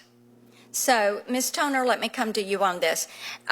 When you look at this difference between intel and agency, do you see these as different concepts? Do they carry different threats? Should these be approached separately, differently? Does this play into AGI? Tell me your thoughts on that. Thank you, Senator. It's a good question. It's a timely question. We actually have a paper coming out introducing exactly this issue for policymakers in a couple of weeks. And what I would say is I think these ideas of agency or agents that can take actions autonomously is not at all separate. It is it's not the same thing as intelligence, but we are already seeing the ability of companies to take, language models, chatbots like ChatGPT and others, and, add a little bit of additional software, add a little bit of additional development time, and convert them into systems that can go out and take autonomous action. Right now, the state of these systems is pretty basic, but certainly talking to researchers and engineers in the space, they are very optimistic. They are very excited about the prospects of this category of system, and it's something that is very actively under development at as far as I'm aware, all of the top AI companies, with the goal being, initially perhaps something like a personal assistant that could help you book a flight or schedule a meeting. But ultimately, Mustafa Suleyman, formerly at Google, now at Microsoft, has talked about, for example, could you have an AI that you give it, I forget the number, something like $100,000, and it comes back to you a little while later with $1 million that it's made because it's run some business or done something more sophisticated. At the limit, certainly this is very, very related to ideas around AGI and advanced AI more generally, sort of the founding idea or founding excitement of the field of AI, I think, for many people has been the idea of systems that can take very complicated actions, pursue very complicated goals in the real world. And I see a lot of, again, excitement in the field that we might be on the path in that direction. In Tennessee, with our healthcare industry, our logistics industry, our advanced manufacturing, we see great promise. With my entertainers and singers and songwriters and musicians and authors, we don't want this to become a way to steal their name, image, likeness, voice, and that's why we have the No Fakes Act. And I know Senator Klobuchar, who has joined me on that bill, talked with you all about that later. I've run way over, and you've been generous, Mr. Chairman. Thank you. Thank you very much, Senator Blackburn. A number of you have mentioned whistleblowers and the need for protecting them. Maybe anyone who would like could expand on that point. You are all insiders who have left companies or disassociated yourself with them in one way or another, and I'd be interested in your thoughts. Mr. Saunders? Yeah. Thank you, Senator. So when I resigned from OpenAI, I sort of found that they gave to every departing employee a restrictive non-disparagement agreement, and you would lose all the equity you had in the company if you didn't sign this agreement, where you had to effectively not criticize the company and not tell anybody that you'd signed this agreement. I think this really opened my eyes to the kinds of legal situation that employees face if they want to talk about problems of the company. And I think there's a number of important things that employees want in this situation. So there's knowing who you can talk to. It's very unclear sort of what parts of the government would have expertise in specific kinds of issues. You want to know that you're going to talk to somebody who understands the issues that you have, and that has some ability to act on them. And then you also want legal protections, and this is where I think it's important to define protections that don't just apply when there's a suspected violation of law, but when there's a sort of suspected harm or risk imposed on society. And so that's why I think legislation needs to include establishing whistleblower points of contact and these protections. Other thoughts, Ms. Mitchell? Thank you. So I think Mr. Saunders is making one of the really important points here is that there just isn't a lot of knowledge about when and how to whistleblow. So as part of my sort of ethics studies, I tried to familiarize myself with the situation where you would whistleblow versus whether this would be like breaking your NDA, that sort of thing. This is something that I had to learn myself, and ideally I would have had some sort of resource. Ideally there's some agency you could call and say, hey, theoretically, if I think there's an issue, now what do I do, right? But essentially, if you're considering whistleblowing, it's you and you alone against, a company making a ton of money with lawyers who are set up to harm you if you make the smallest move incorrectly, whatever it is. And so I think that it needs to be very clear to people working internally when and how to whistleblow, and it needs to be very clear at the highest levels of the company that that is supported. I could even imagine having orientations where you're required to provide information on whistleblowing, that kind of thing.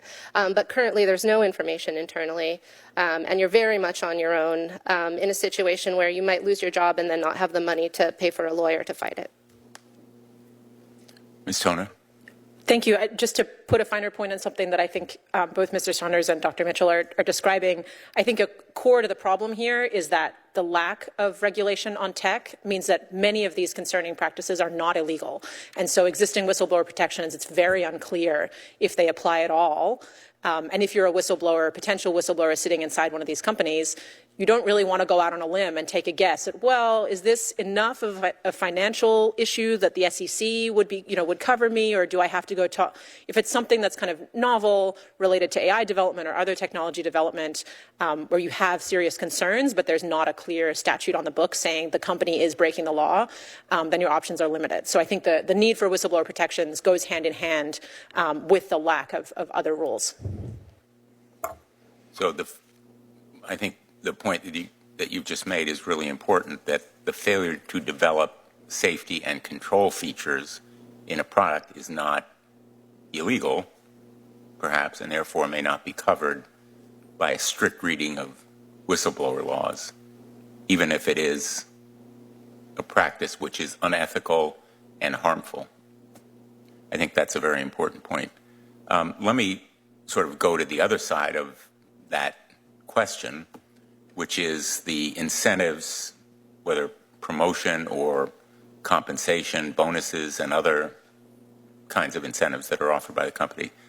Do they align with safety? For example, are employees rewarded for developing better safety features, or is it more rewards for racing to the market, which is the dynamic that we've discussed today? Mr. Harris, or Mr. Saunders. Mr. Harris? Yeah, I could share an anecdote about that, Senator Blumenthal. Early in my tenure at Facebook, I was introduced to someone who was a friend of a friend, and I told them that I had joined the civic integrity team. And this person said, "Oh, that work sounds so interesting, but I just never joined teams like that because you can never show impact. You never have anything to say on your performance reviews about what you did, because the only thing you achieved was hopefully to not have something happen." And I heard different versions of that throughout my time in the tech industry, not just from inside of the companies where I worked, but I heard that across the board. It's very hard to make progress in your career when you work in an area that doesn't have clear ways to show progress. I also heard of people being asked whether they could demonstrate that work that they did reduced the number of public relations emergencies for the company. How can you possibly demonstrate that you reduced the number of public relations emergencies for a company? So again, these are structural problems with doing that work, and I applaud you for bringing up that question. Thank you. Mr. Saunders. Yeah. So I think there were, a couple of significant goals that OpenAI as an organization has. So one of these is called maintaining research velocity. And so, on things like security, OpenAI is reluctant to do things that will, require additional work from researchers or might slow them down to use a more secure system. And then, on more of the testing side, there's often, release dates that are set where the company starts, talking to a bunch of, customers and saying oh yes, we're going to ship by this date. And then sort of the amount of safety work is, determined after picking how quickly you want to ship, and subject to office politics, and these kinds of things. And so this is because companies just face an enormous incentive to be seen as the company that's leading in the AI space, and so this is why we need to have there needs to be some kind of regulation to be doing the right thing, because otherwise it's going against the grain. I'll give Ms. Toner and Ms. Mitchell a chance to respond as well, if you have any responses. Yes. Yeah, thank you. I echo my co-witnesses. We used to sort of I've previously sort of realized that it's difficult to get promoted if you focus on safety, this kind of thing, because you're not promoted for the bad headlines that never exist, right? And so you're trying to prove something that never actually happened. And this also speaks to the role of foresight and why foresight isn't incentivized. Because if you take these extra steps to make sure that something bad doesn't happen, you can't prove that it could have happened. So there's really, it's really quite difficult to focus on safety and ethics and these kinds of things. In general, your promotional velocity is much less compared to your peers, which also means that you are less likely to become a leader at the company in order to further set norms. So by focusing on things like safety and ethics, it's a way to sort of remain at the lower levels of a company and not be able to fundamentally shape it for the better. You know, we've seen examples already of our foreign adversaries using AI to meddle in our democracy. I think last month, OpenAI revealed that the Iranian government link group had used ChatGPT to create content for social media and blogs attempting to sow division and push Iran's agenda in the United States. There have been reports that China and Russia have also used AI tools deceptively to interfere in our democracy. I mentioned them earlier. I think the threat to our elections is real, and we're unprepared. Mr. Harris, you worked on a California law that seeks to safeguard our democracy. Are those the kinds of protections that you think would be effective at the federal level? And is there more that you would add to the California law? Thank you so much for the question, Senator. I believe that in California, it's difficult to make a lot of types of laws that could be made at the federal level. There are a number of reasons for that. One is simply the state agency infrastructure is dramatically smaller than the federal agency infrastructure. And in California, in a situation of budget deficit, it's very hard right now to pass any legislation that has any significant cost. That, I believe, is one of the biggest barriers to passing the legislation that we need. And I think that you have in front of you in your framework the type of legislation that California would not be able to achieve. Things like licensing and registration and liability, those would be very costly at the scale of a state to enforce those. And to be honest, it would, of all the states in the country, maybe be one that cost California more than many others simply because of the location of the technology industry there. And there might be political conditions that make it harder in California to pass that type of legislation. Again, I'll entertain any points about the California law that any of you would like to make. And if not, let me follow up, Mr. Harris. In your experience there, what was your takeaway from the tech companies? Were they supportive, helpful? How would you characterize their reaction? Thank you so much for the question. I believe that you need to look at two different phenomena. One is the outward presentation of the tech companies about legislation, and then another is what's happening behind closed doors. I made a reference in my opening statement to the idea of shalls and mays. I was surprised. I have been surprised in my work in the California legislature by the way in which tech industry lobbyists, sometimes hiding behind industry groups, sometimes from individual named companies, are able to arrive at legislators' doors with requests to remove shalls and replace them with mays, to take legislative language that was very well-intentioned and at the 11th hour turn it into something that is meaningless. It concerns me greatly what I've seen in California. There are political realities that if draft legislation that comes from a civil society group like the one that I have been working for, the California Initiative for Technology and Democracy, that if those pieces of legislation are too bold, sponsors of that legislation, organizational sponsors, will be told this isn't going to work and you're going to have to weaken it. And sometimes that comes in many rounds of weakening, and it can be very painful to watch. There are two studies. You mentioned a study, Mr. Harris, which we will put in the record along with your testimony. I want to mention two others. A Stanford Internet Observatory report this past December that found that the training data sets used by AI companies are filled with thousands of known images of child sexual abuse. Possessing that kind of material is a crime, and as you wrote, Dr. Mitchell, in your testimony, training AI with these kinds of abusive materials means there's a good chance that the model will generate new abuse material. The second study is a survey released last month by the anti-exploitation group Thorn. 1 in 10 preteens and teens reported that their friends or classmates had used AI tools to generate sexual images of other kids.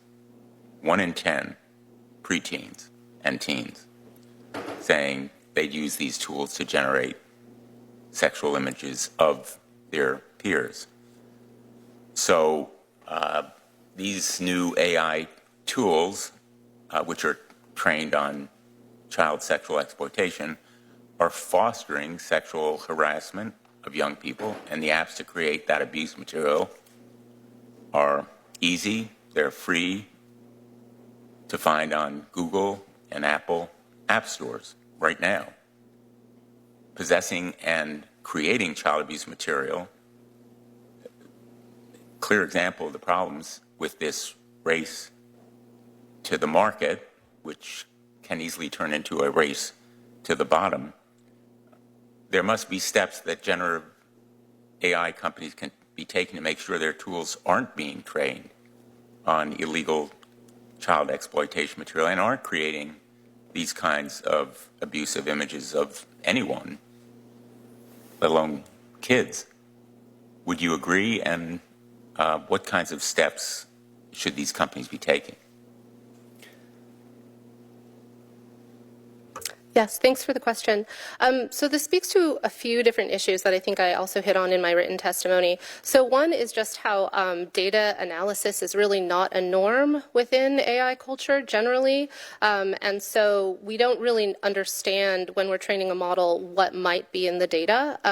And part of my work has actually tried to invent methods in order to probe data sets, in order to figure out possible problematic content.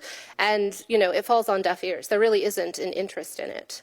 So I think that work that can further incentivize this, I think NIST and the US AI Safety Institute probably have a very clear role to play here in helping us understand what the contents of the data are and further providing mechanisms for people to actually do this in a lawful way in order to really understand the contents.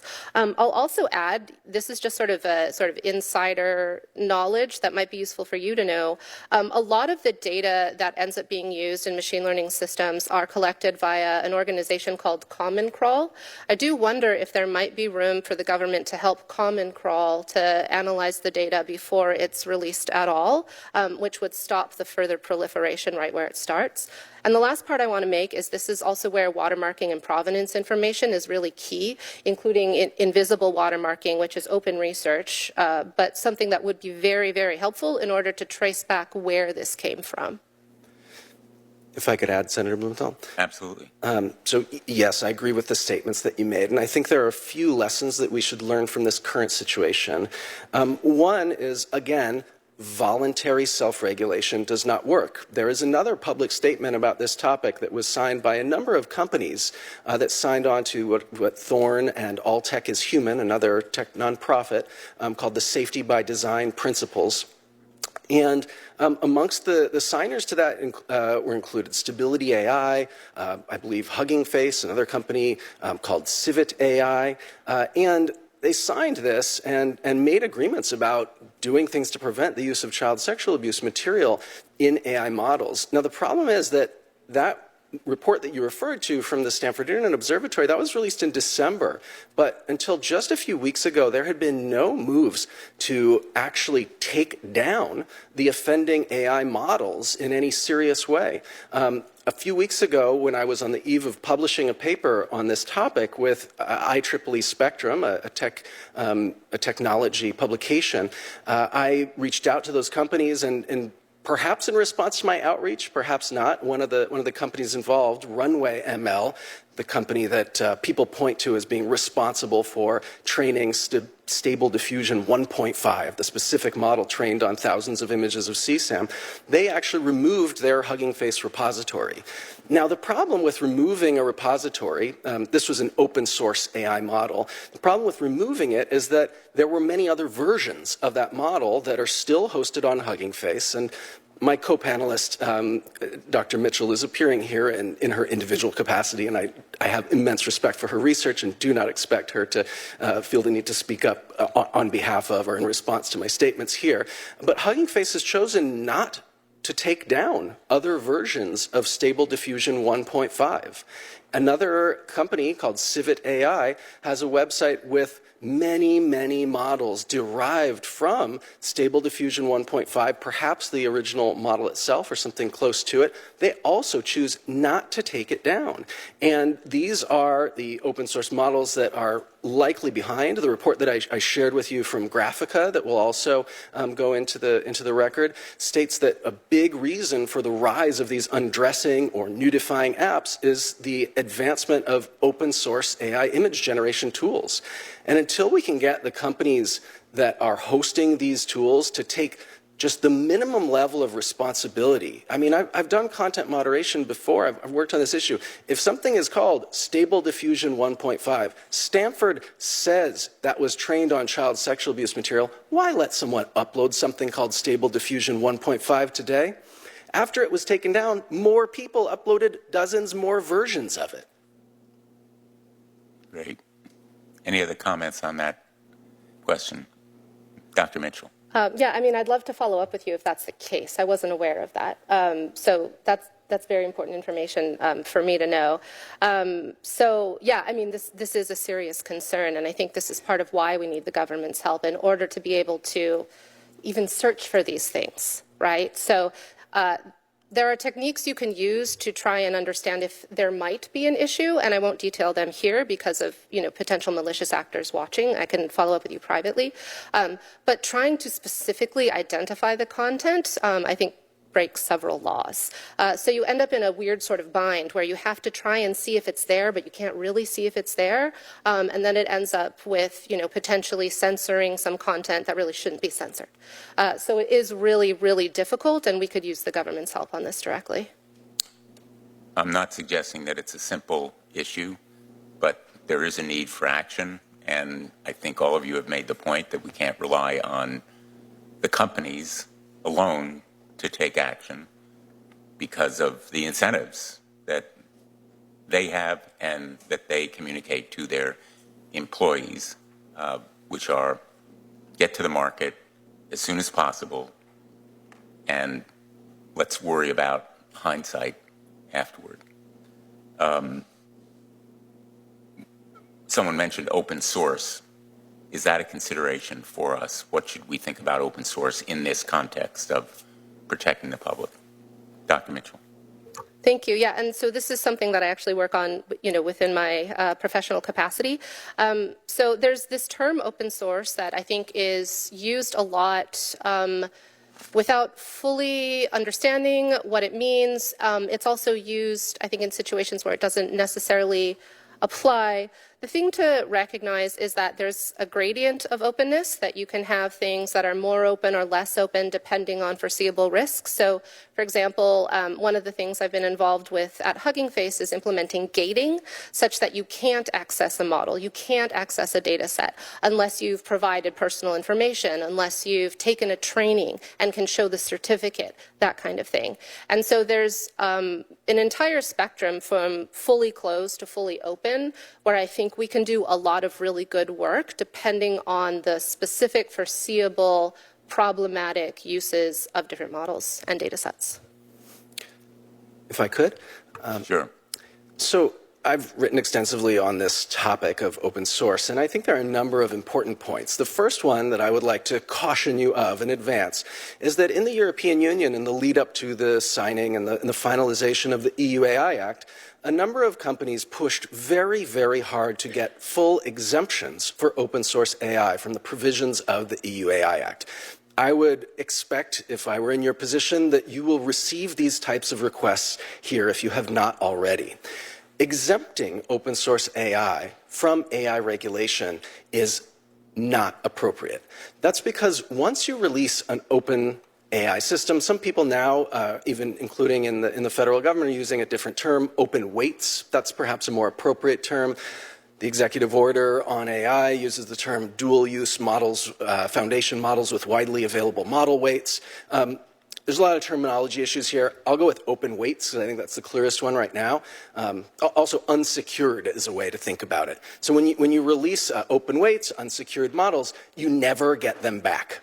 If they're trained on thousands of images of CSAM and they can produce CSAM, child sexual abuse material, you will never retrieve that. It will live on. You can do things to make it hide out in only the hidden corners of the internet. You can make it less available.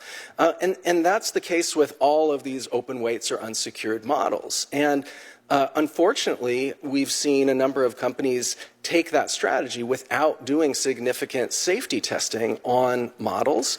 And that's why I'm very concerned about this. And I believe there should be no exemptions to any AI laws for open weights or unsecured AI systems.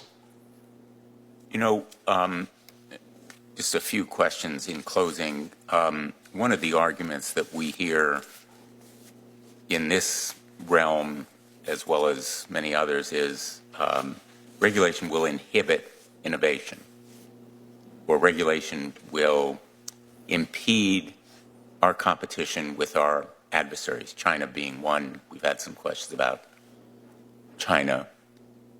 Should we be concerned about impeding innovation or putting companies in this country at a disadvantage with efforts abroad? I think that's a question I'd like to ask all of you. Ms. Toner? Certainly happy to begin. I think it's a question that is worth your consideration and should certainly factor heavily into how regulation is designed and how Congress makes decisions about what legislation to pass. But I think it is used as a catch-all rejection of any kind of regulation, and I think that that is mistaken. I think it's mistaken for a few reasons. Primary among them that there are many, many kinds of regulation, and some of them inhibit innovation quite a lot. Certainly poorly designed, heavy-handed regulation can do that. But plenty of kinds of regulation do the opposite. So, one example is there were, my understanding is in maybe the 70s or 80s, there were rule changes around, maybe more recently, there were rule changes in the financial sector around who was responsible for credit card fraud that made the banks, have to foot the bill if cards were used fraudulently. And one significant result of that regulation was significant innovation in credit card security and different mechanisms to reduce the chances of that fraud. So that's a regulation that both protected consumers and also directly spurred innovation.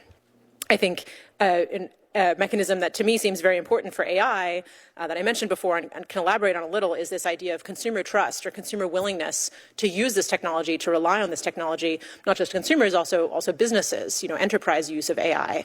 Right now, we're in a state where people don't actually trust this technology. They don't have the experience that it's particularly reliable or that it necessarily, has results that fall within their expectations, and that makes them less willing to use it, which means the companies are earning less revenue, which means that they're less able to reinvest that revenue in research.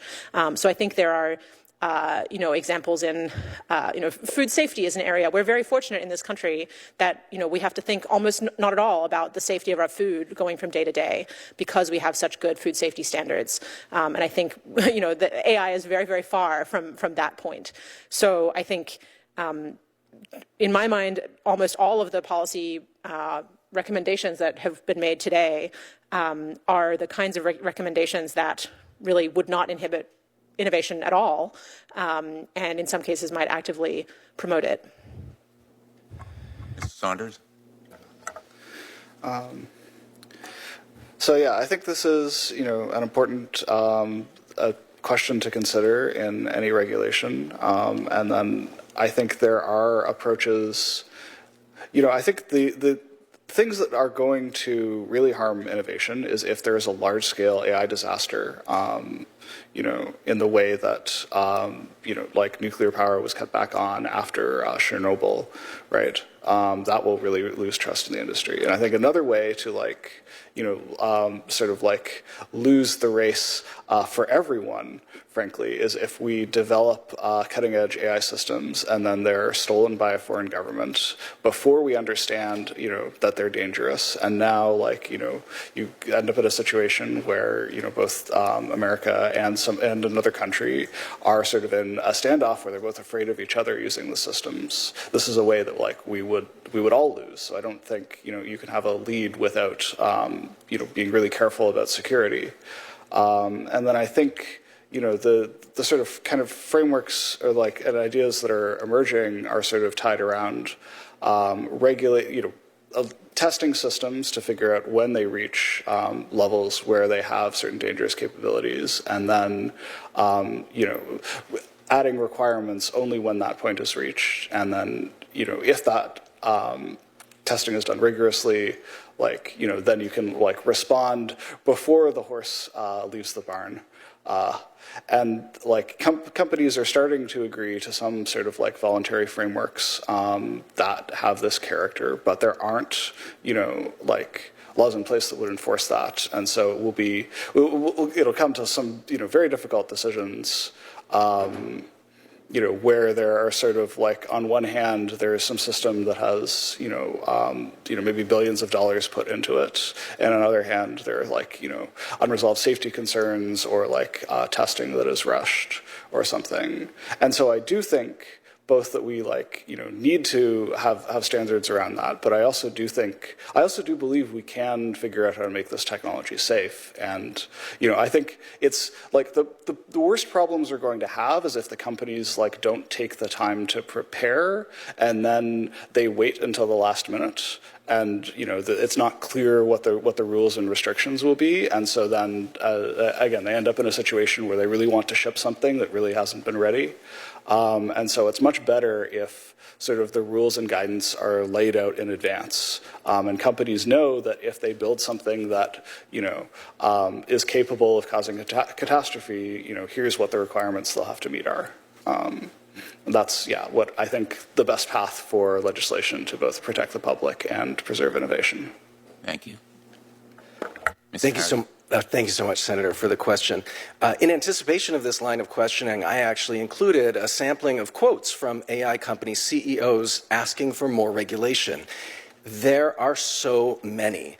It appears that almost all of the CEOs of all the major AI companies have called for this.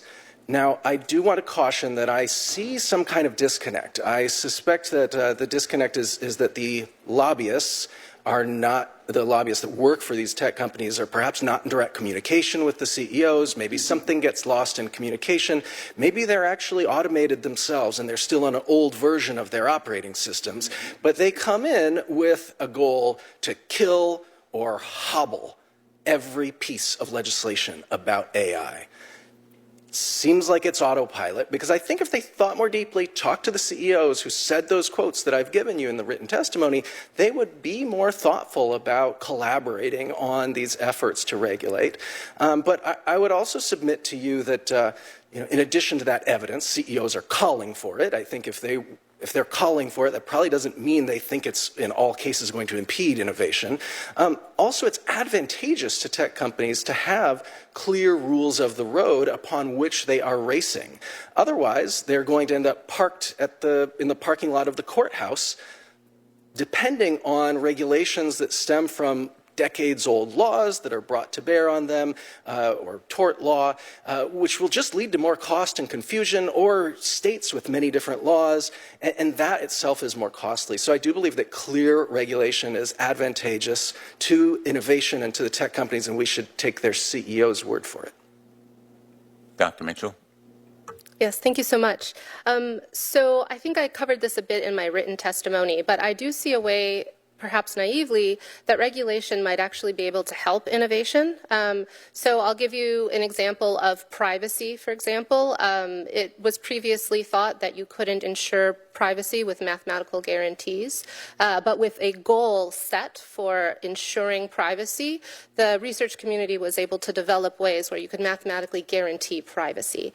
And so I think the government might have a role to play in setting goals that must be demonstrated, statistical fairness, privacy, security, safety, these kinds of things, in order to incentivize further development on how to do that in the best way.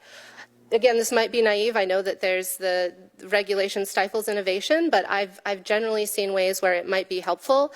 I do see how regulation might be problematic in the case where it tries to change the behaviors of development. So, for example, saying you can't infer gender might mean that you can't create a model that you can certify does not discriminate against gender, that kind of thing. So by getting into the details of how the tech is developed, there might be serious issues. But I think by setting high-level goals of what must be demonstrated, regulation can be very useful. I think these points are very, very important. If there's a disaster on AI, it's equivalent to a food company, taking the issue of food safety, having a major outbreak of listeria, food poisoning. It has to recall products, its credibility is undermined, it's a major marketing disaster. And this kind of AI catastrophe would impact not only that company, but possibly others as well. So there's a very rational and powerful argument for regulation that make sure that everybody is abiding by common sense, rational standards that are good for the industry. And the idea of some certainty, you know, one after another for 20, 30 years, businesses have told me, give us the rules. We may disagree with you, but just tell us the rules and don't change them from year to year. We need some stability. We can work with whatever rules you give us, but we need to know what they are, and they need to be clear, and they need to be stable. And frankly, I take them at their word because I think, again, in their rational interest, that ought to be their attitude unless we do something crazy. Nobody here wants to do something crazy because we recognize the immense good that can come from AI. And this goes back to the point that you made, Ms. Toner, that it would be easy to say, let's ban AI. But it has enormous potential for good. Take the medical area. You know, the potential for research as well as for treatment and diagnosis, immense. And it's a little bit like, and forgive me for being oversimplistic, but I've been doing some reading on COVID, the origins of COVID, the debate about did it start in a lab, was there a release, was there research that tried to develop a more potent, evil virus, or did it come from the wild? At this point, we don't know. At least there are equally, or I shouldn't say equally, there are theories that have credibility that argue for all of it. But we do know that there are dangers in research on gain of function, trying to develop more lethal viruses. Now, the argument for that research is, then we'll know how to deal with them. The argument against it is, why would you develop a virus that is more destructive and damaging? The argument is not exactly the same. It's analogous, not the same. But with every advance in technology, there are also potential downsides. And the point here is to deal with the downsides and not rely only on the creators to oversee what they're doing, but impose some rules of the road that protect them and the industry as well as the public. And I think you have been enormously enlightening today to us. I hope we can continue this conversation because our goal is to achieve the promise with what you have called, Ms. Toner, a light touch. We won't all agree on what a light touch is, but if we are honest with each other, I think we can develop some standards as well as enforcement mechanisms that make sure that we impose accountability as well as criteria for judging whether or not a particular form of AI is safe and effective, just as we would impose that standard on new drug development. Safety and efficacy are the standard for the FDA. I am not going to ask you the $64 billion question, when will we have generative AI that is as smart as people? Unless you want to answer that question. I'll open the floor to you if you would like to give us your prediction, because that's a horses out of the barn issue in a sense. Once it's there and we don't have standards, you know, it's going to be put on the market. So maybe you want to address it. You don't have to. Mr. Saunders. Yeah. I think there's. Yeah, I think when I thought about this, there was like a, you know, at least a 10% chance of something that, you know, could be catastrophically dangerous within about 3 years. And I think, you know, a lot of people inside of OpenAI also, you know, would talk about similar things. And then I think, you know, without knowing the exact details, right, like it's probably going to be longer. I think, you know, that I did not feel comfortable continuing to work for an organization that wasn't going to like take that seriously and do as much work as possible to deal with that possibility. And I think we should figure out regulation to prepare for that, because I think, you know, again, if it's not 3 years, it's going to be 5 years or 10 years. You know, this stuff is coming down the road, and we need to have some guardrails in place. I'm happy to answer that one. Mr. Harris. Thank you so much. I think the good news I have for you is that the answer to that question might not be that important for you. The reason I say that is that my background working on AI is in other areas, not about artificial general intelligence, but about AI and bias, AI and deepfakes in elections, and more recently, AI and harm to children. That said, I'm lucky to have an excellent colleague at UC Berkeley, Stuart Russell, who's also appeared before this committee. Stuart has invited me to a couple of his conferences of his lab, where I am in a room surrounded by hundreds of people with computer science degrees, PhDs, who've dedicated their lives and their careers to stopping artificial intelligence from eliminating our species. It was a little bit difficult for me, trained as a sociologist, to decide where I came down on this issue. But as the conversation moved to policy and what policies we need, what I found was that there was almost no disagreement between me thinking about the problems that I've focused on in my work and theirs. The same issues, liability, licensing, registration. Many of them are also actually quite concerned about deepfakes and deception, so provenance. Those key solutions are the solutions that we need to address the issues of AI bias, discrimination, disinformation, interference in elections, harm to children, and the specter of AI, artificial general intelligence, or super intelligent AI being abused by bad actors to harm us in catastrophic ways. Dr. Mitchell. Thanks, appreciate it. So I think it's useful for me to say, as someone who works on AI, who has done a lot of work on rigorous evaluation, this sort of thing, I don't know what it means for an AI system to have human-level intelligence. What I do understand that I think is related is to have a system that can do well on a lot of different tasks that are also important for people. that people also do, those kinds of comparisons. I think we make a mistake when we group everything together and say this is basically like humans. And I want to say that I think the enterprise of AGI might be inherently problematic when it's not focusing on what the specific tasks that the systems should be solving are. So while there's been an interest in AGI so that lots of different things might be done, it might be beneficial to think about what those specific things are and creating task-built models for those specific tasks. In that way, we have a lot more control over what's happening.